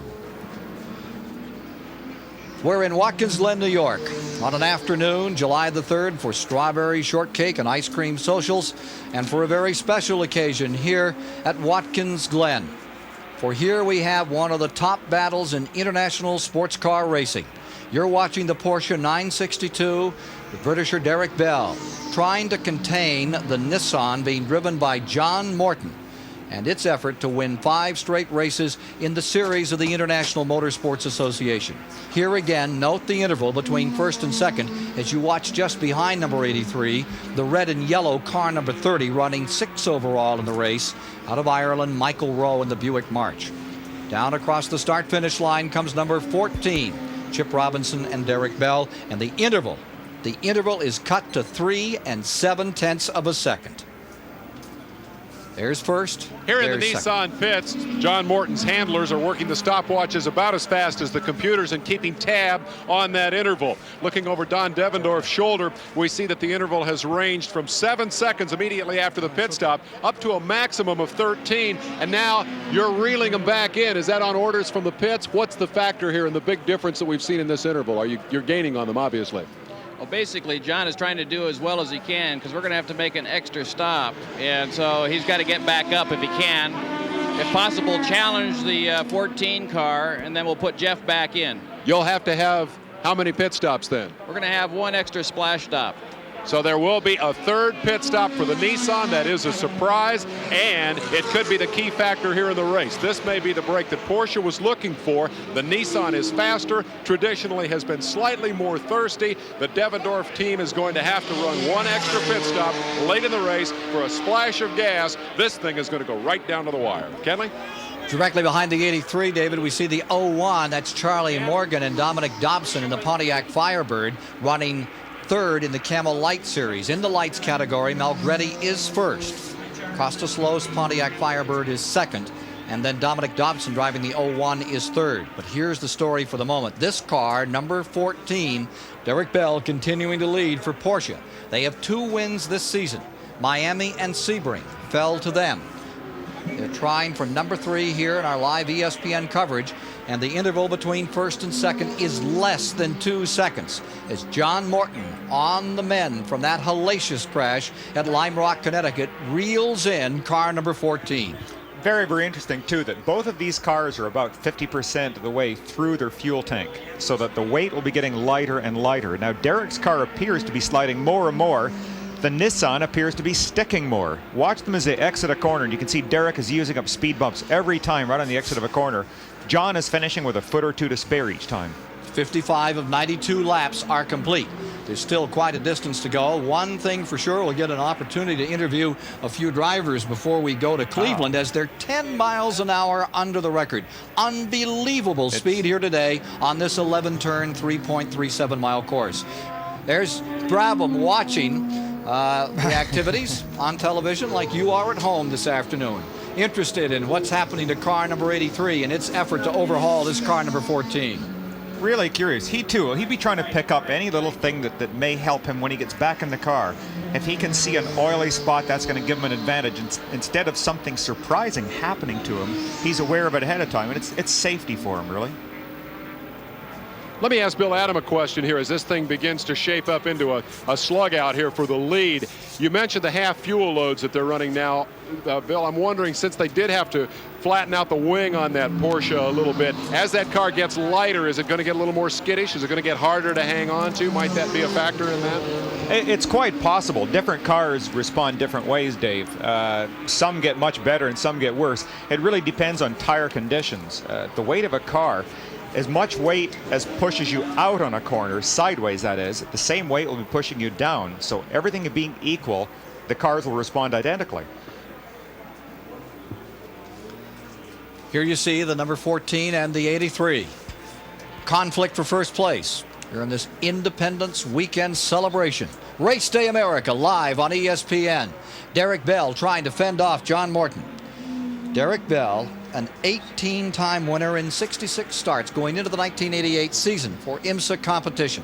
Truly one of the great international stars, and one of the nice things about IMSA racing these days is how much international marquee this series has with these beautiful cars. We would remind you the next races in IMSA, July 17th, Road America, then Portland, July 31st, and that will be on ESPN. The Camel Light Leader is now on pit road. Car number 79 has taken first place, appropriated, and Bob Barsh is with the leader now. Kostas Los, a Greek who now lives in London, known as the fastest man in Group C2. Those are the Camel Lights in the World Sports Car Racing Series. Has climbed out. In goes Skeeter McKittrick, who won here on ESPN at Lime Rock just a few weeks ago. This car leads the class right now. That's known as a Pontiac Firebird. Used to be called a Fiero till Pontiac stopped making that kind of car. They decided they wanted one of their regular street cars that they were still building on their prototype machine. So it is a Firebird that is drawn by the Winters Whitehall Motorsports team. McKittrick quickly pulls down the flaps, and he will be back out. And now he's pointing to the dashboard. Apparently there's some problem inside the car. He's going to have problem with his straps. That's going to make it a little bit longer pit stop. And remember, that number 80 Ferrari car is out there looking to take over the lead in class. Now the engine has died. They're going to have to push it to get Skeeter McKittrick going. Switches in place. It fires up. McKittrick's back out, but that was not your basic elegant pit stop. Now that's unfortunate for car number 79, Skeeter McKittrick and Kostas Los. Winters car back on the track. They may have given up first place. We'll wait for scoring on that for confirmation. Winner at Lime Rock earlier this year, car number 79, and 5th at Mid-Ohio the last time out. Back to speed here at Watkins Glen, New York. Well, Skeeter was also winner of the award for the best driving performance by a GTP light driver at Lime Rock, so he may pick it up again if he gets all inspired here and can pull off another win for the Whitehall Motorsport team. 57 of 92 laps are complete, and look at this battle for the lead. There's the differential. Hey, there ain't any. We got a race. Oh, they're going at it now. Now. Again, here, watch these cars. Watch where Derek ends up with the Porsche at the exit of the corner, and watch where Morton's ending up.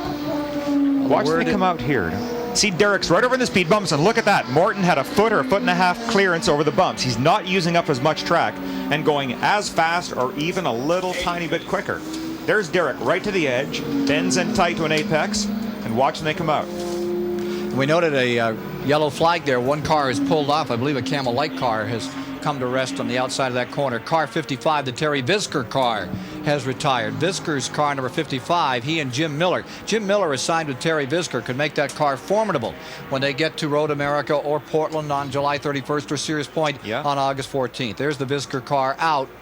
It's unfortunate for Terry Visker, who was running 5th at the time of retirement with his Pontiac Firebird. See car number 6 still here, but not being shown in the top 10 at the present time. Here's the story. First place. What a dandy battle. Derek Bell still in first. John Morton on the mend. I'd say he's pretty well mended the way he's driving this beautiful number 83 this afternoon. He's mended very well. And even listening to him talk about his accident, he talked about it being a fairly serious accident. Yeah. I think that was fairly serious, John. Third place car on pit road. James Weaver. English driver. Teamed with Colorado's Price Cobb.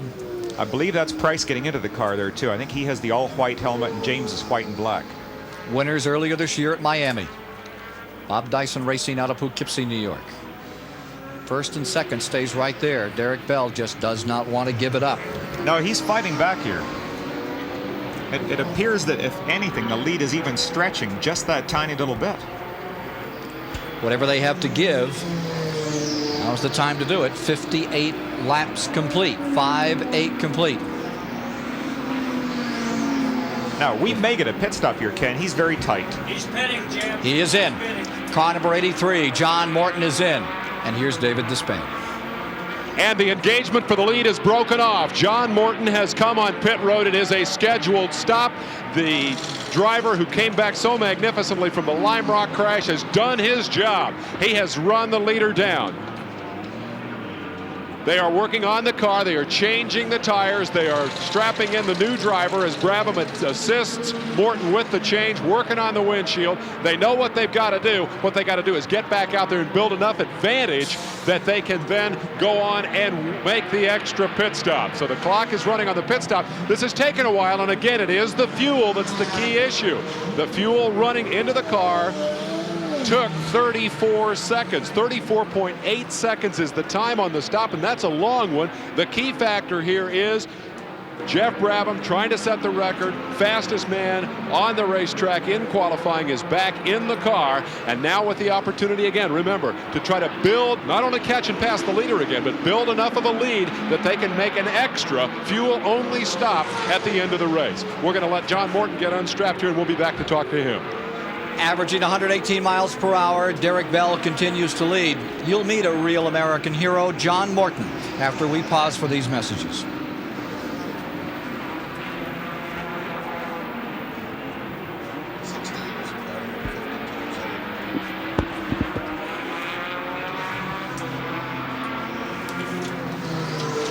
Yep. Little Gatorade.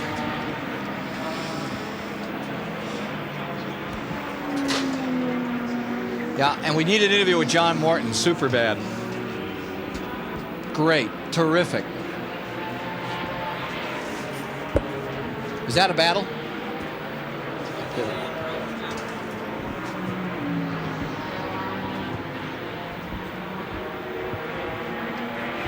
Quaker State Quick Fact. Quaker State Motor Oil. The big Q stands for quality. Always has, always will. The late Mark Donahue once pointed out that every good race team always looks for that little extra edge, what he called the unfair advantage.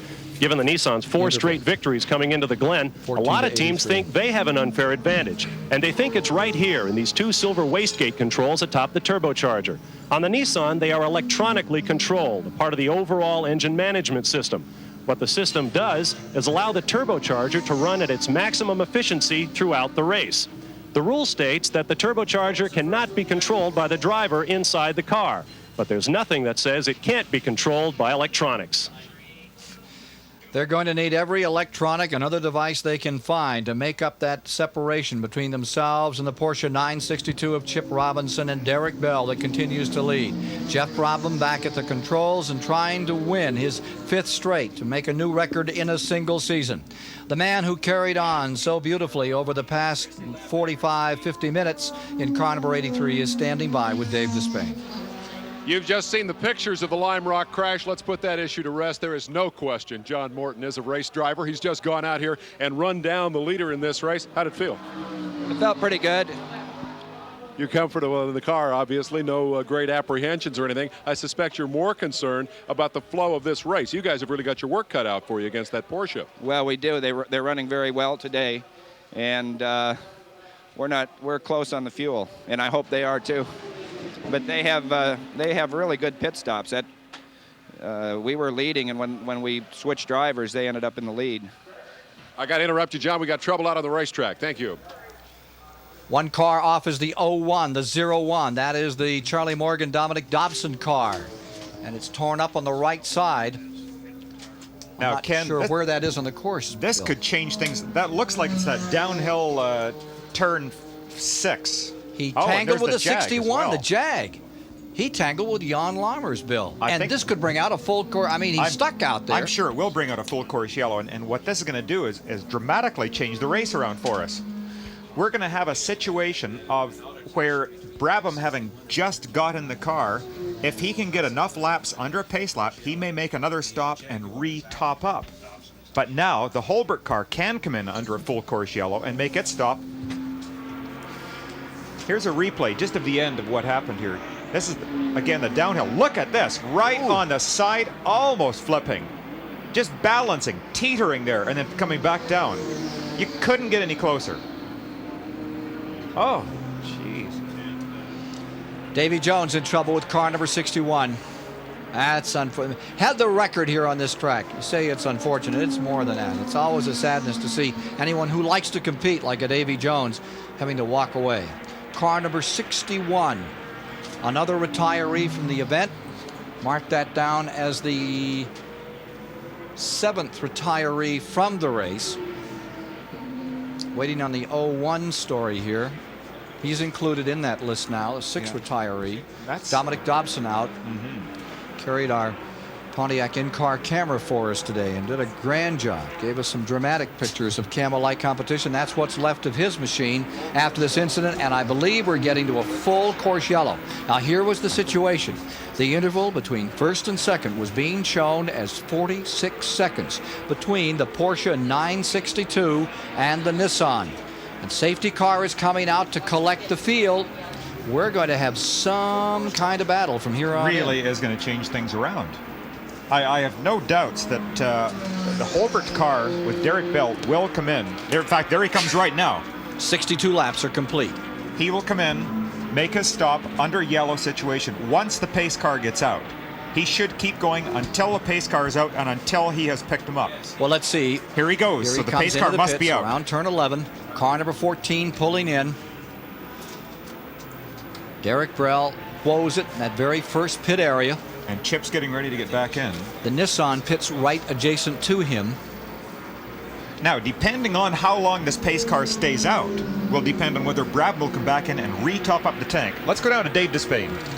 Again, this is a scheduled stop for the Porsche team. They were due to come in. They get the luxury of doing it under yellow. The stop is routine for 4 tires and fuel.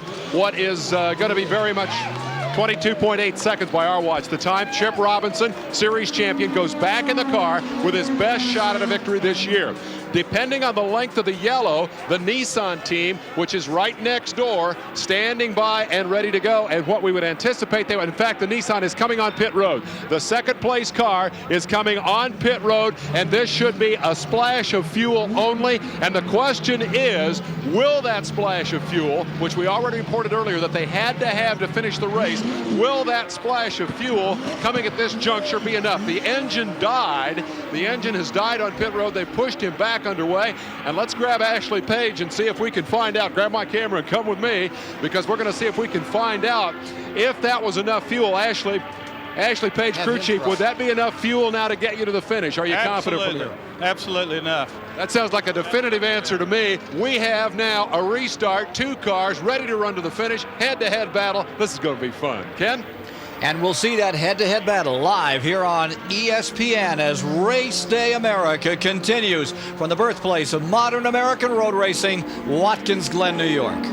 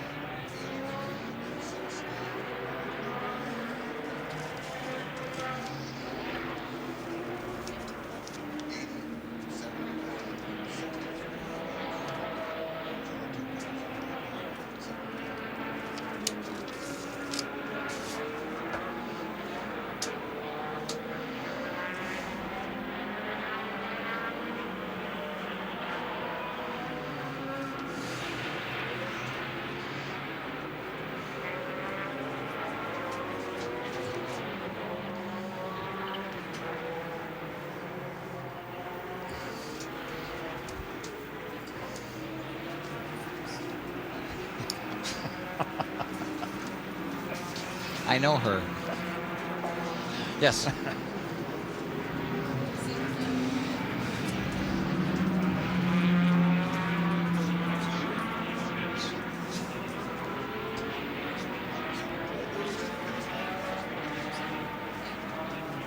Okay, do I have a lead to that? Do you have a Watkins Glen history piece lead for me, John? Thank you.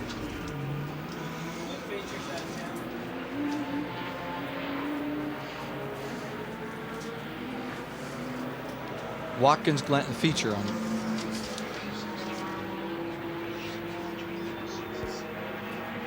Mm-hmm.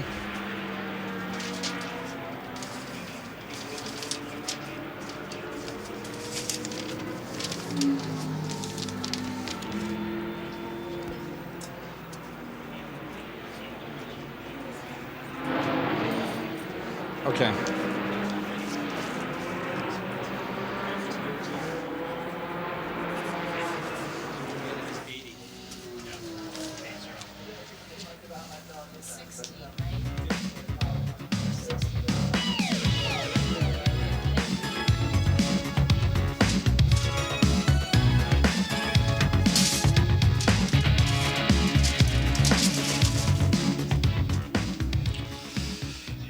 Yesterday, 1952, actually on the streets. Watkins Glen today here on this 3.37 mile course. This is where turn 7 has brought car number 61 and 01. It's between turn 6 and 7. Actually, they've come to rest. There you see the Davy Jones car. Davy's still looking for a ride home, and car number 01 with the front end asunder, the Pontiac Firebird. Bad break for Morgan and company. Well, we have a moment or two under caution here. Let's take a look at the roots of this international race course, Watkins Glen. 40 years ago, in the shadow of the Schuyler County Courthouse, the Watkins Glen Grand Prix took its first green flag right here on Franklin Street because of some civic leaders, then and now considered daring, and a young attorney, imaginative and adventuresome. Cameron Argetsinger spent summers here with his grandparents. Later, he put his early dreams to work. It was modeled after what I consider the classic course, the original Nürburgring. And my heroes were the Grand Prix drivers. His heroes were from the 30s. Nuvolori, Rossmeyer from Europe. He created a track for American heroes of the 40s. Fitch, Kimberly, the Collier brothers, Weaver, all competed in this diabolical layout that ranged from dirt and gravel to two-lane blacktop. The symbol, if you will, of the old course, a landmark here in Watkins Glen, is this old stone bridge. It would test the mettle of any driver. They were tested in Bugattis and Ferraris, MGs and Maseratis, and even a Stutz or two, flying out of the depths of White's Hollow. Coming up out of White's Hollow, remember the S's? You could straighten them out if traffic permitted. And out they would come at over 100 miles per hour. Thank you. Got it. A quiet railroad crossing today was a high-speed focal point in 1948. Why it was so important, they even flagged down the New York Central to let them pass. It was true amateur racing. Wealthy sportsmen continuing a tradition of racing on the open road. Right here, a driver had just a moment to take in the grandeur of this beautiful place. And then it was a man, hang on, hold tight, Ferris wheel, ride down to the Glen, and pray the brakes would hold. I wasn't particularly looking for a long downhill where you could go maybe twice as fast as the car would go. But you had to get back downtown. To brake, it was leather helmets, no roll bars. It was dangerous and short-lived, but it was the beginning of modern American road racing. All thanks to one man.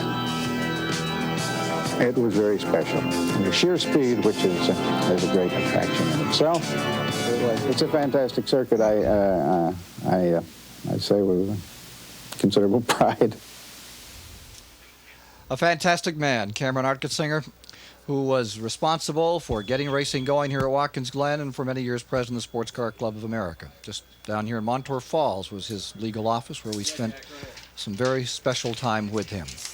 We'll be back with more live coverage on Race Day America from Watkins Glen, New York, following these words. A modern-day warrior or something from outer space? It's on pit road here at Watkins Glen, New York, where we are bringing you live coverage of the Campbell Continental. As you watch the cars moving up through turn 2 to turn 3 under caution, they have completed 3 laps under yellow after an incident which eliminated the second Jaguar and took out one of the leading Camel Light cars, the Charlie Morgan car, which had won its last time out at Mid-Ohio. That car was part of the incident which has brought out this caution period. In lights, Malgretti and the Ferrari Alba continues to lead. Skinner McKettrick is in second. Jim Downing and Howard Katz from Mazda have come to third behind the Pontiac Firebird. 7 cars have now retired from the event with 60 laps complete.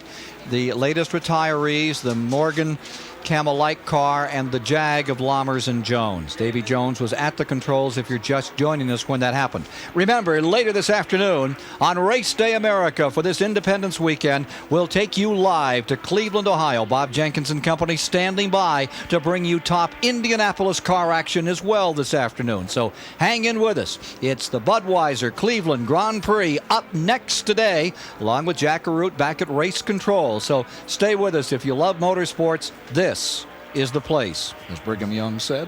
It is the place. Here we are with 61 complete this time by, and that interval does not exist of 46 seconds after these pit stops. But what a great job Al Hulbert's team did. You know, he raced Winston Cup stock cars for a while, and I think he remembers some of that. How efficient they were on pit road. 22 seconds, 19 seconds. Those are fantastic stops. A pair of great stops. Something to it to bring to the viewer's attention right now. We're watching the cars really wiggling back and forth violently. What they're doing when a racing car is operating perfectly, the tires reach a perfect temperature where the rubber will really respond well and get its maximum adhesion. Now, when you slow down, this rubber is still hot and it retains that heat for quite some time, and it's like stepping on a piece of gum. When you walk across a piece of gum, it always sticks to your shoe. It never sticks to the road. If it did, I'd fall down. Sometimes. The tires will pick rubber, oil, anything else up off the pavement and not only go out of balance by all this garbage now clinging to the tire, but you lose the proper traction for 2 or 3 laps until you can scrub it off. Right now, they're trying to scrub this off and keep their tires as clean as possible. My colleague in the booth today is Bill Adam, and our experts on pit road are Bob Varsha and Dave Despain. I'm Ken Squire, and what a joy to bring you on this Independence weekend the Campbell Continental from Watkins Glen. And let's join Dave Despain now.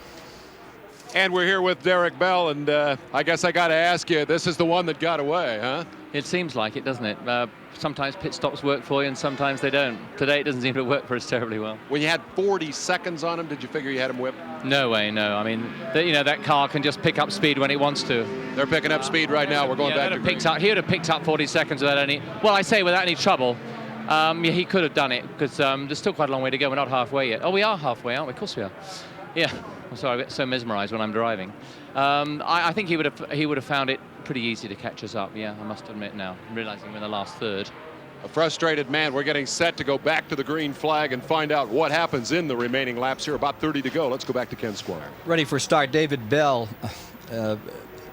out there. I'm totally mesmerized. I've yes. looked at you and thought of David Hobbs. Where is David today? Derek Bell has part of a book. Yeah, he's part of a Race Day of America over the Formula One today. That's right. Chris. Derek Bell has been part of a new book that Norelco has put out about the various road courses in this country. And his subject was Watkins Glen itself here. Interesting publication. Of course, his own book is out, too. I'm afraid I'm going to have to lay out some money and get a couple of those for my 2 sons.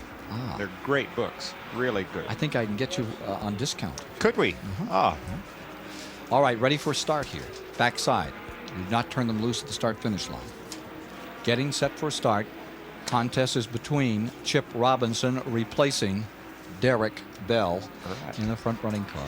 Now, we still got this pace car out here too, Ken. This is heading down right into the area where the incident took place. Right there is where it took place. They usually start them on the back side of this course, and they just duck that pace car in. Don't forget Speed Week, 7:30 on Thursdays here on ESPN. I never miss it. And Bob Jenkins. Motor Week also on Thursdays. That's right. You folks in the West Coast come up about 9:30 evening time. And on Sundays, 9 a.m. Eastern, Sunday mornings, Motor Week Illustrated. Dave Despain, Bob Marsh and Company. I always have trouble sleeping Sunday morning waiting for that show to come on. I bet you do. Pinocchio in the booth. I think maybe Derek Bell was playing a little Pinocchio there, saying that he didn't doubt the Nissan could have caught them up with any trouble at all. A lot of people want some legislation against the Nissan right now, particularly the Jaguar bunch. And it's a bit of a shock to them. I think they fully expected to come over, as maybe as we did as well, and dominate this Campbell GT series. It just has not happened. Now they're saying, well, it's ridiculous that they have dominated every race. But you take away that one Nissan, and Jaguar would have dominated the season, with the exception of the 2 Porsche victories at Miami, the brilliant victory by Price Cobb and Sebring. Price Cobb is such a good driver. He's running 3rd currently. Cyril van der Merwe is in 4th, with the Chevrolet having a better day than they may have expected. And in 5th is Mauro Baldi in car number 67. 5 laps have been completed under caution, getting set to go back under green, with 68 of 92 now complete. In the 6th position is Rob Dyson and Bruce Levens, number 86. Dyson at the controls. In 7th is Michael Brockman. Maintaining 8th is Mike Rowe. The Buick is having a pretty good run here at Watkins Glen, the Buick March. Then in 9th, number 8, the Fab car, the Chevy-powered machine, Chip Meade, currently in the driver's seat. And running 10th, Doc Bundy and John Graham's car, with Graham getting the assignment currently. See smoke coming out of car number 83, Howard Katz. That has the strangest looking muffler I've ever seen. It looks like something off a Stanley steamer on that car. Forward-facing exhaust pipe and the muffler coming out. Ready to get the start. Yeah, the lights are off on the pace car. Running 10th, Graham. Running 11th overall is the first car in Camel Light, and that is Fanato in that Ferrari Alba. Now here we have the AA Fuel 962 versus Geoff the Snake Brabham. The mongoose? The mongoose and the snake. Let's see what happens when they turn them loose here. Just watch the waves of heat above the cars, and there they go. Underway, temperature in the low 80s. Beautiful day, and back to full song come these beautiful sports prototype cars. A little burst of smoke there too out of the 962. That just clearing his throat? It could have been, I hope so. Pulls away by about 6 car lengths. There you see Price Cobb pulled right up to him, and they're showing 3 cars in the lead lap. 3 cars. Here's your rundown after 2 hours. Cover the field for you as we follow this battle up in front. 3-car contest for the lead. Number 16, Price Cobb, back in the hunt very much today. Remember, he's a previous winner this year. This is such a change from what we thought it would be. We figured that it was going to be a real Jaguar shootout with the Nissan, and now we've got a Porsche sandwich here. We have the Hulbert Racing Porsche leading, the Nissan in the middle, and the Dyson Racing Porsche at the 3rd place, but not falling back at all. He's staying very close. Best finish for number 14 this year, 3rd place. Earlier on, that was at Road Atlanta. Chip Robinson maintains that lead and that interval by about 6 car lengths, plunging down into turn number 1. And I think Price Cobb is going to be great fun to watch here. We just mentioned a moment ago about that brilliant, absolutely brilliant Miami race that he ran. And now he's got a race where there's roughly 45 minutes left in the race, and he can run very, very hard. In fact, not even 45, much less. Turn 2. Back straightaway. You Look just at the Nissan. Don't get any sense. Here comes the Nissan. Just filling up the mirrors a little bit, just saying. Side by side and hard braking here into turn 5. And 14 kept the advantage. Yeah, no, Geoff is playing smart right now. I think the Porsche still does have that advantage on the straight. He wants to fill up the mirrors, make Chip lose a little bit of his concentration, and if he can sneak by cleanly, he would far rather do that. But watch him close up here in the back part. Now we're down at the heavy braking area and this long, long uphill corner. Look at him pick it up right there, visibly faster out of that corner. Brabham closing in once again on Robinson.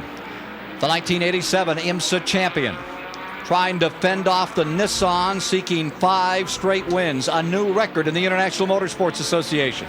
It's here on ESPN and our live Race Day America coverage from Watkins Glen, New York. I'm still not convinced that this Nissan has a surplus of horsepower. I think it puts down the power extremely well, giving the impression of a lot of horsepower. he just rockets off those corners. The 962 stays in front. Will it be another win for Porsche? Here they are, down across the start-finish line, headed into turn number 1. How much braking here going to 1? Very, very heavy. They're carrying into about the 200 marker, which is figuring 150 or 160 miles an hour, coming within 200 feet of the corner before they apply the brakes. The 190 mile an hour straightaway coming up. It's so long, but they cover it so quickly you hardly even notice it. Now look at this. They're just right on the straight here, and there's about a 3-car length gap between them. Now, Chip is pulled way over trying to break any sort of a slipstream that Brabham might pick up. At the last minute has to get back over into line to get into this fast downhill right-hander. All of this area was newly repaved, and on that straightaway there's a slight crown. They want to ride either left or right of it. They don't want to straddle it. And these cars just 2.5 inches off the ground, 40 inches high, better than $300,000 apiece, and the Al Hulbert crew waiting for their man to come by. Yeah, they have nothing else to do. And the Nissan crew. A little eye shield on there just in case he has to come in for a splash of gas or something. It's mandatory. They want to protect. Now look at this. No, he pulled over just to take another little look. Knew he wasn't ready, but again, he's trying to distract Chip. And Price Carr plays it smart. He just sits there and says, you guys can duke it out for a while. I'll sit and watch, thank you. Very smart. 14, Robinson. I can't believe that he continues to reel off these laps in front of Geoff Brabham in this manner. Do you think Brabham may be waiting for the tires to go away a bit on that Porsche 962? No, I expect that Brabham is just simply being patient right now and trying to pick a safe weakness. Here we go. I think right at the end of the straight. He did it. It is going into turn number 1. Car number 83. Brabham down to the inside, makes the pass, and here comes Chip Robinson at turn 2 coming back after him. But now, yeah, here's the advantage for the Porsche. Right up through this part here, and now we're coming out of the straight. Can he overcome this gap that Brabham just pulled out? I don't think so. I think Brabham will be able to hold this lead all the way down the straight. Just a quick point about that pass and about what's going on here this week. The blue Nissan was 2 seconds a lap faster in early practice and qualifying than the number 14 Porsche. But what's significant about that, I think, is that the crews go around and they check segments of the racetrack, portions of the racetrack, not necessarily a full lap. They want to know if they're faster down the straightaway, slower through the corners, where on the racetrack the difference can be found. Through this section of the racetrack right here, in one 28-second portion of the track, is where the Nissan was 2 seconds faster. In other words, the rest of the racetrack, the other minute and 20 seconds, the cars were dead even. But through that second section of the racetrack, the Nissan was 2 seconds quicker, and I think it goes right back to what you said, Bill. It's not necessarily power, it's power on the ground. That car hooks up. Really does, David. It puts it down very, very efficiently. Let's look again at the pass that has put the Nissan back in front and closer to its goal of 5 straight wins. Now, Geoff sets it up perfectly here. He gets a good run out of the corner, follows as long as he can, and then slingshots in the inside and hard on the brakes. They're both very, very deep in the corner, but look, the Nissan has just cleanly passed a very safe place to do it. How fast down that straightaway right here into turn 1? They're probably running 160 to 165 miles an hour. It's very quick.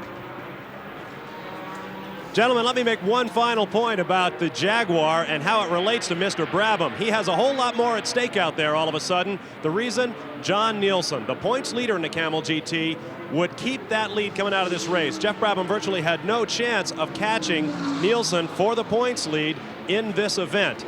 Suddenly, Brundle's car broke. The other Jaguar with Davy Jones crashed within 5 laps of coming in to allow that team to put Nielsen in and let him get the 22 laps that he needed to score points in this race. Nielsen will score no points in this race as a result of the Jaguar troubles, and Geoff Brabham, with 20 points to win or perhaps 15 points for second place, could take the points lead. In fact, I'll say right now, will take the points lead as a result of the race here at Watkins Glen. John Nielsen had 96 points. Brabham had 83, 13-point interval. First to second, put him right up there. More from Watkins Glen. The effort of Geoff Brabham in a moment. I tell you what, Jack Arute, when you go to an IMSA event these days. It's like the old Saturday afternoon matinee. You get 2 events for the price of 1, and this Camel Light race is a dandy. Here are the top 3 cars running nose to tail. There's the 79 car. That's McKittrick, who is leading. Then second is that Ferrari Alba, driven by Fanato. And third is car number 63, Jim Downing, the all-time champion of Camel Light. And that little combination of elephants running nose to tails having a dandy scrap around this 3.37 mile course, with now 75 of 92 laps complete. The car number 80 has made a couple of challenges on the Pontiac Firebird that's leading here today, but has been not able to contain him. Now it's really interesting that the Downing car is, of course, the Mazda rotary motor. The number 11 car is a V8 Ferrari, and the leading car right there in our picture is a 4-cylinder Pontiac. Skeeter has a car that seems to handle as well as anything. That Ferrari may have just a tad more power. Yeah, the Ferrari does have more power, but the Spice chassis is unquestionably the class of the field right now. It really does handle well. It looks great. Nice little race cars. So here's how it boils down. You have a Pontiac first, a Ferrari second, and you have a Mazda in third. You talk about manufacturers badly, you've got them all over. Up in front, it's between Nissan and Porsche and Jaguar in each race this year. And back here in Camel Lights, it's just as exciting. Now here's the Nissan coming up to lap the light leaders. Let's see if this helps or hinders one or the other. Geoff Brabham is already around Downing. Closes in on the Ferrari, being driven by Martino Fanato of Milan, Italy. This is sometimes a very dangerous position for a car that's doing the lapping, because these 3 people are so involved in their own battle that sometimes they tend to take some of that attention away from watching their mirrors. There we go, just cleared right through. Geoff was very, very careful going through there, allowed the number 14 car, the Hulbert racing car, to close up a little bit because he was cautious. And look at that 14 just overwhelm these other machines coming down into turn 1. And there's 79 under 40, which is the team car of the number 80 of the Ferrari Elbas. Yeah, I think in the background, yeah, there it is. There's the Blaupunk car. Price Cobb is in the pits. Left front tire. Price Cobb brings the car in, and you know he didn't want to do it, running in third position, trying to get into that scrap for first. It's the left front tire. You called it, Ken. A quick replacement.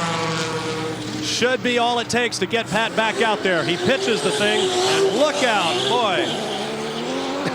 Price Cobb is back on the racetrack in a big way. Big Daddy Cobb. Don't stick your toe out there, Bob. Price Cobb out of Evergreen, Colorado. That's just heating up the rear tires. He needed a bleach box the way he came out of there. 83, Geoff Brabham still in front. Chip Robinson in the 14 car was able to gain some ground in heavy traffic. But now that they're out in the open again, say goodnight, Charlie Brown. Here's car number 14 looking up from now a second and a half back toward the end of car number 83. The Nissan continuing to outstrip anything else on the race course. Really, really impressive. And although the pit stops did hurt the Porsche, I'm really pleased that a race doesn't have to be governed by fuel capacity or the number of stops or mileage and so on. I would far rather see this format where they can actually race at it and the superior car wins. I get very upset when I watch. Now there's look at that, just trying as hard as he can right off the road there with a couple of inches of that rear tire. I don't like the Formula One now where they go around in processions and have to run to a governed fuel capacity and so on. This is better, even though it has hurt Derek and Chip. Well, I think it's the best thing that could happen to IMSA, because you have all this international marquee, these celebrated drivers. You've got a guy like Brabham up there, and these people are so cooperative as opposed to what you find in Formula One. Very, very nice. There's that second place car. Robinson won 7 races. He's tied with a fellow standing here beside me at 7 wins in IMSA competition. It's a nice number. I want more. Here's that battle in the Camel Light category this afternoon. It's the Camel Continental, Watkins Glen. 77 of 92 laps are complete, and the cars in the Camel Light category are running nose to tail. There you see car number 79, Pontiac Firebird, California, Skeeter McKittrick up in front. Ferrari Alba in second. Martino Fanato from Milan, Italy.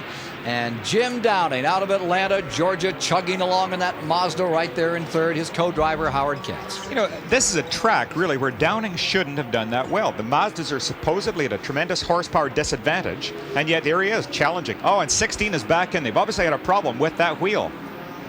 maybe it wasn't a tire going down. Possibly it's a suspension piece being loose, because they're still checking the same area, even though the wheel is tight. Well, sometimes when you think you have a tire going down left front, it's the right rear. And that's true. But it really does seem they're taking that wheel back. Now they're taking the nose off. Yeah, so he's going to check amiss. the suspension and steering on that side. Here's car number 83, Geoff Brabham. Don Devendorf, who has had everything that could possibly happen to a car developer happen with this machine, stuck it out. And you have to give Nissan credit. You might have thought they would have gotten frustrated a couple of years ago. They kept trying, they kept breaking cars, things didn't go their way, and they stayed with them, and look what's resulted. Really do. Here's this battle is continuing on here too. Broken shock tower, we're being told, on car 16. That's the latest word we have on why they're back in. Oh, that's frustrating. Now look at car number 81 closing in on car 79 and taking a shot right here. The Italian moves in on Skeeter. No part of him. Costas Los, the co-driver on car number 79, is standing by with our Bob Varsha. Well, gentlemen, in Europe, Camel Lights cars, or their equivalent, are called C2 machines, and the fastest man in C2 is Greek Costas Los. Costas, is your guy Skeeter McKittrick going to be able to win this Camel Lights battle? It's turned into a very close fight. I think there's about 1 second difference. So it should be enough. Even if he gets up his gearbox, he's still got to get by.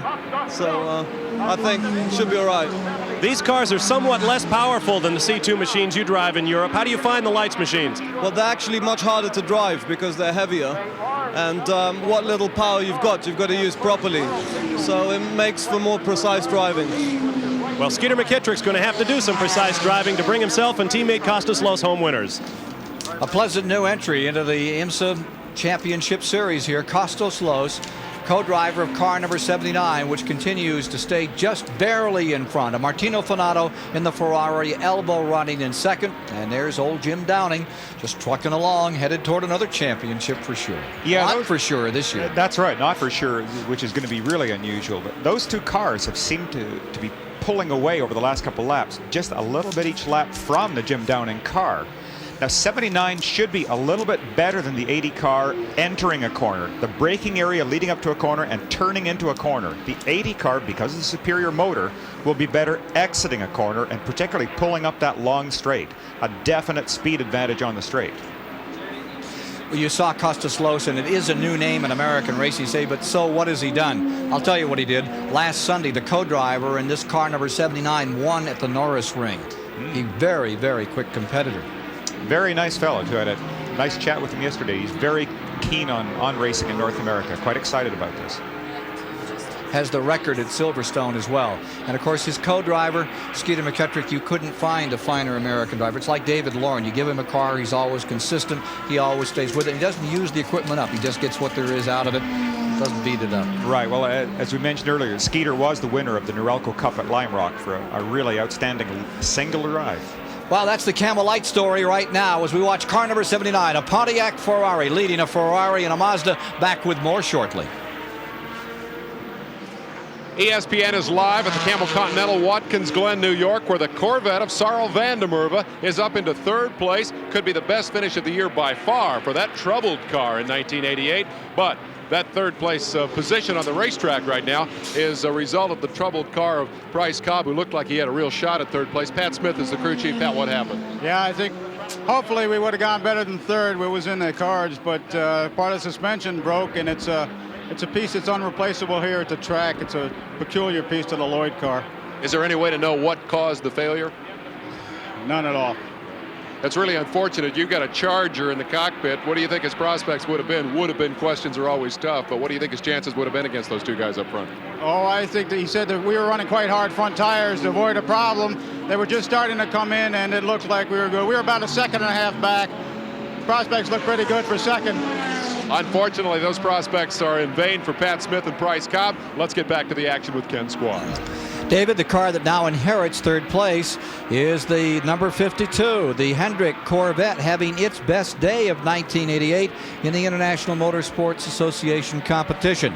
Elliott Forbes Robinson, a campaigner since back in 1973, finds himself at the controls of the third place car, being shown one lap down to Geoff Brabham and Chip Robinson continuing first and second in this event.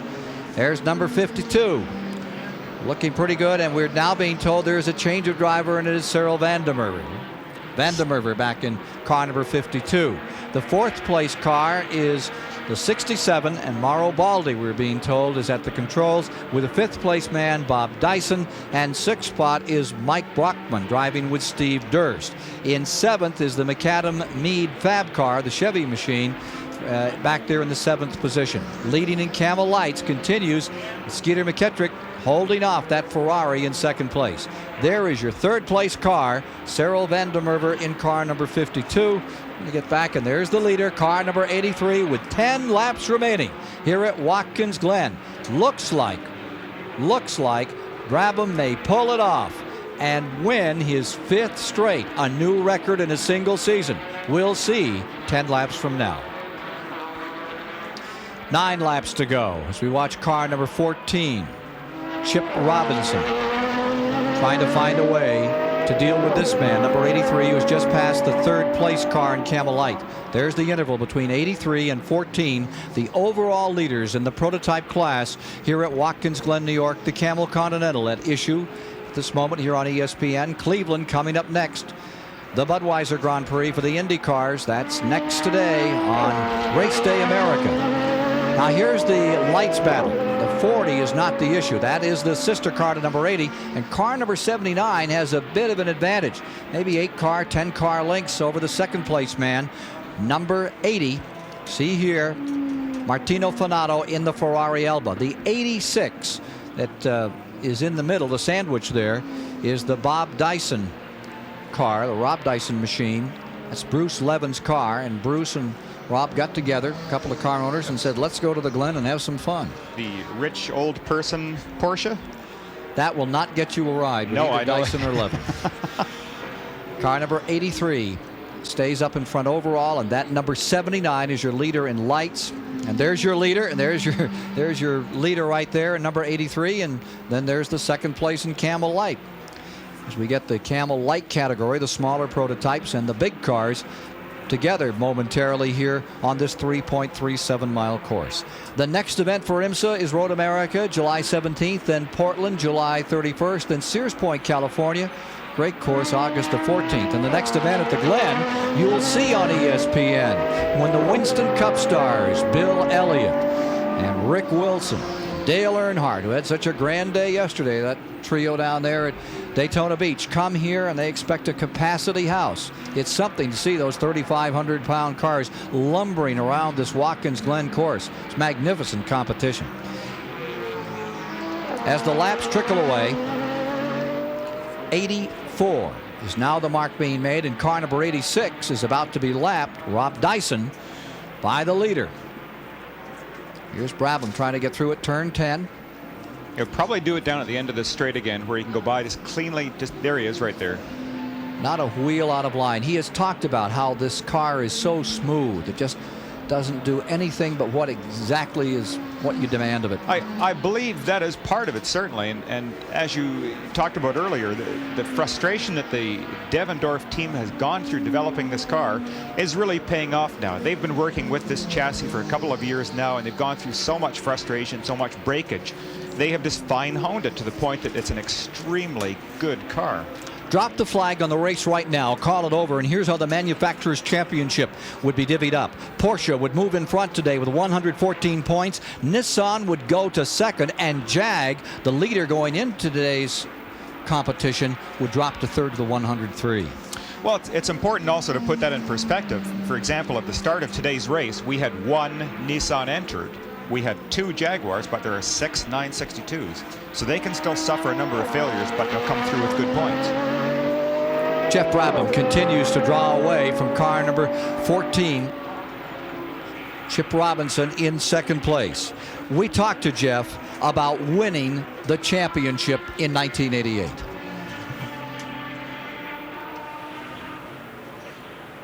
you know, at the beginning of the year, we had no thoughts of going for the championship. We just wanted to come in and win as many races as we could. We weren't going to do all the races, but then all of a sudden, you know, we're in the middle of it and we got a chance at it. And I think our attitude has changed a little bit, and we are going for the championship now.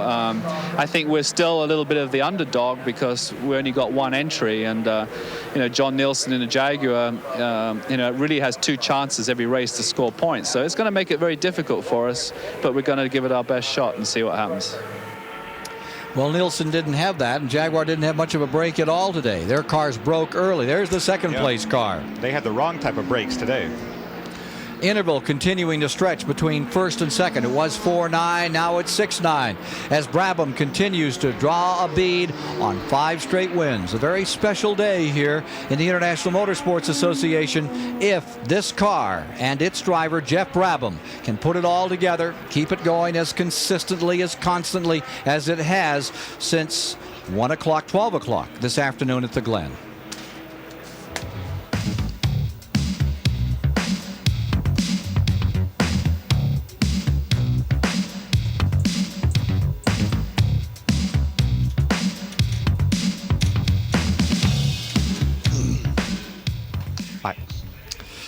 There. Were you there for that win? I think that was this Ireland's only win. I believe you're right. Glen, New York.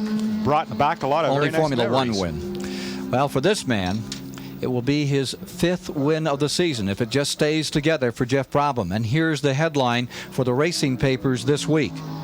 Since the beginning of the year, Denmark's John Nielsen for Team Jaguar has led the International Motorsports Association point standings. Drop the flag right now, and Geoff Brabham goes in front with 103. Nielsen drops to second with 96, and Price Cobb would be third with 81 as they are running now. Price Cobb has retired. Incidentally, we now have 9 cars out. The Barodi-Nagel car has retired, and we did not make note of that, but it did come out of the race with, let's see, 30th lap it was gone away.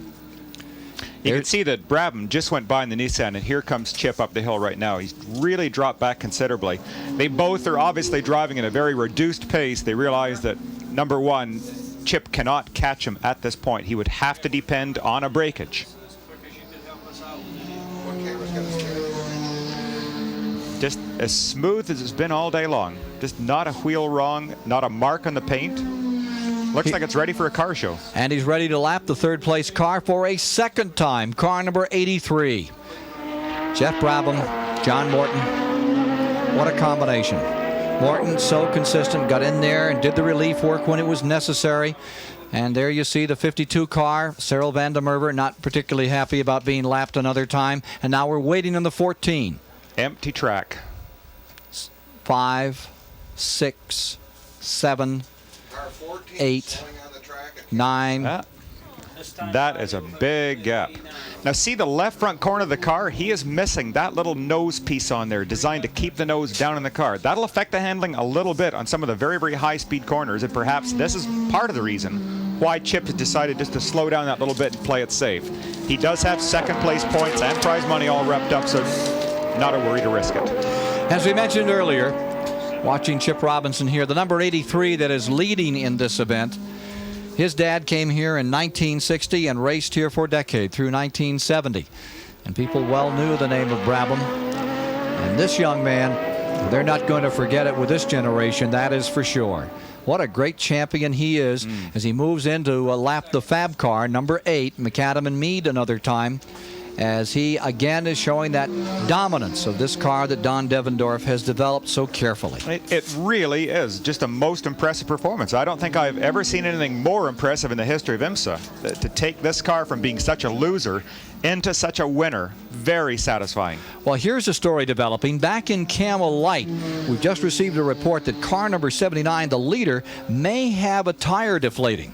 It's still in front of car number 80. Now there's the 79 car coming down the main straightaway, headed for turn number 1, but they say the left front tire may be giving Skeeter a little problem here as the laps come to conclusion. 87, correction, 89 laps are now complete of the 92. So Skeeter has that problem, the old Eddie Sachs problem. Beginning to see the cord wearing through there. Well, I think that's maybe what it is, if anything. It doesn't appear to be a deflation problem, because as you went through turn 1, you didn't see the actual rim get any closer to the ground. So I think it's holding air, but perhaps the rubber just is beyond the point of proper adhesion. We'll be back for the finish at Watkins Glen after these messages here on ESPN's Race Day America. It is the final lap for Geoff Brabham. Completing this lap, he will have done what no one has ever done in the history of the International Motorsports Association. Won 5 consecutive races in a single season. The resident or the hometown native of Sydney, Australia, now out of Noblesville, Indiana, has not put a wheel out of place in this event. Pit stops could have cost them the battle, but a caution late in the event after a crash involving one of the Jaguars made it all even. And in sheer power on this track and in drivability, nothing has been able to exceed this car, number 83. Brabham and John Morton. What a grand return for John Morton after the terrible crash he sustained at Lime Rock, Connecticut 5 weeks ago. Well, we're witnessing perfection today. The car is a beautiful automobile to drive. It does everything well. It has no vices, and both drivers have done a perfect job. Look at the crew. They're ready for their celebration. Here he comes into the final portion of the track, a man who started his competition in 1970, following in the footsteps of a 3-time world champion. And what a great champion this young man is, as he takes the checkers right behind Jim Downing's third-place Camel Light car.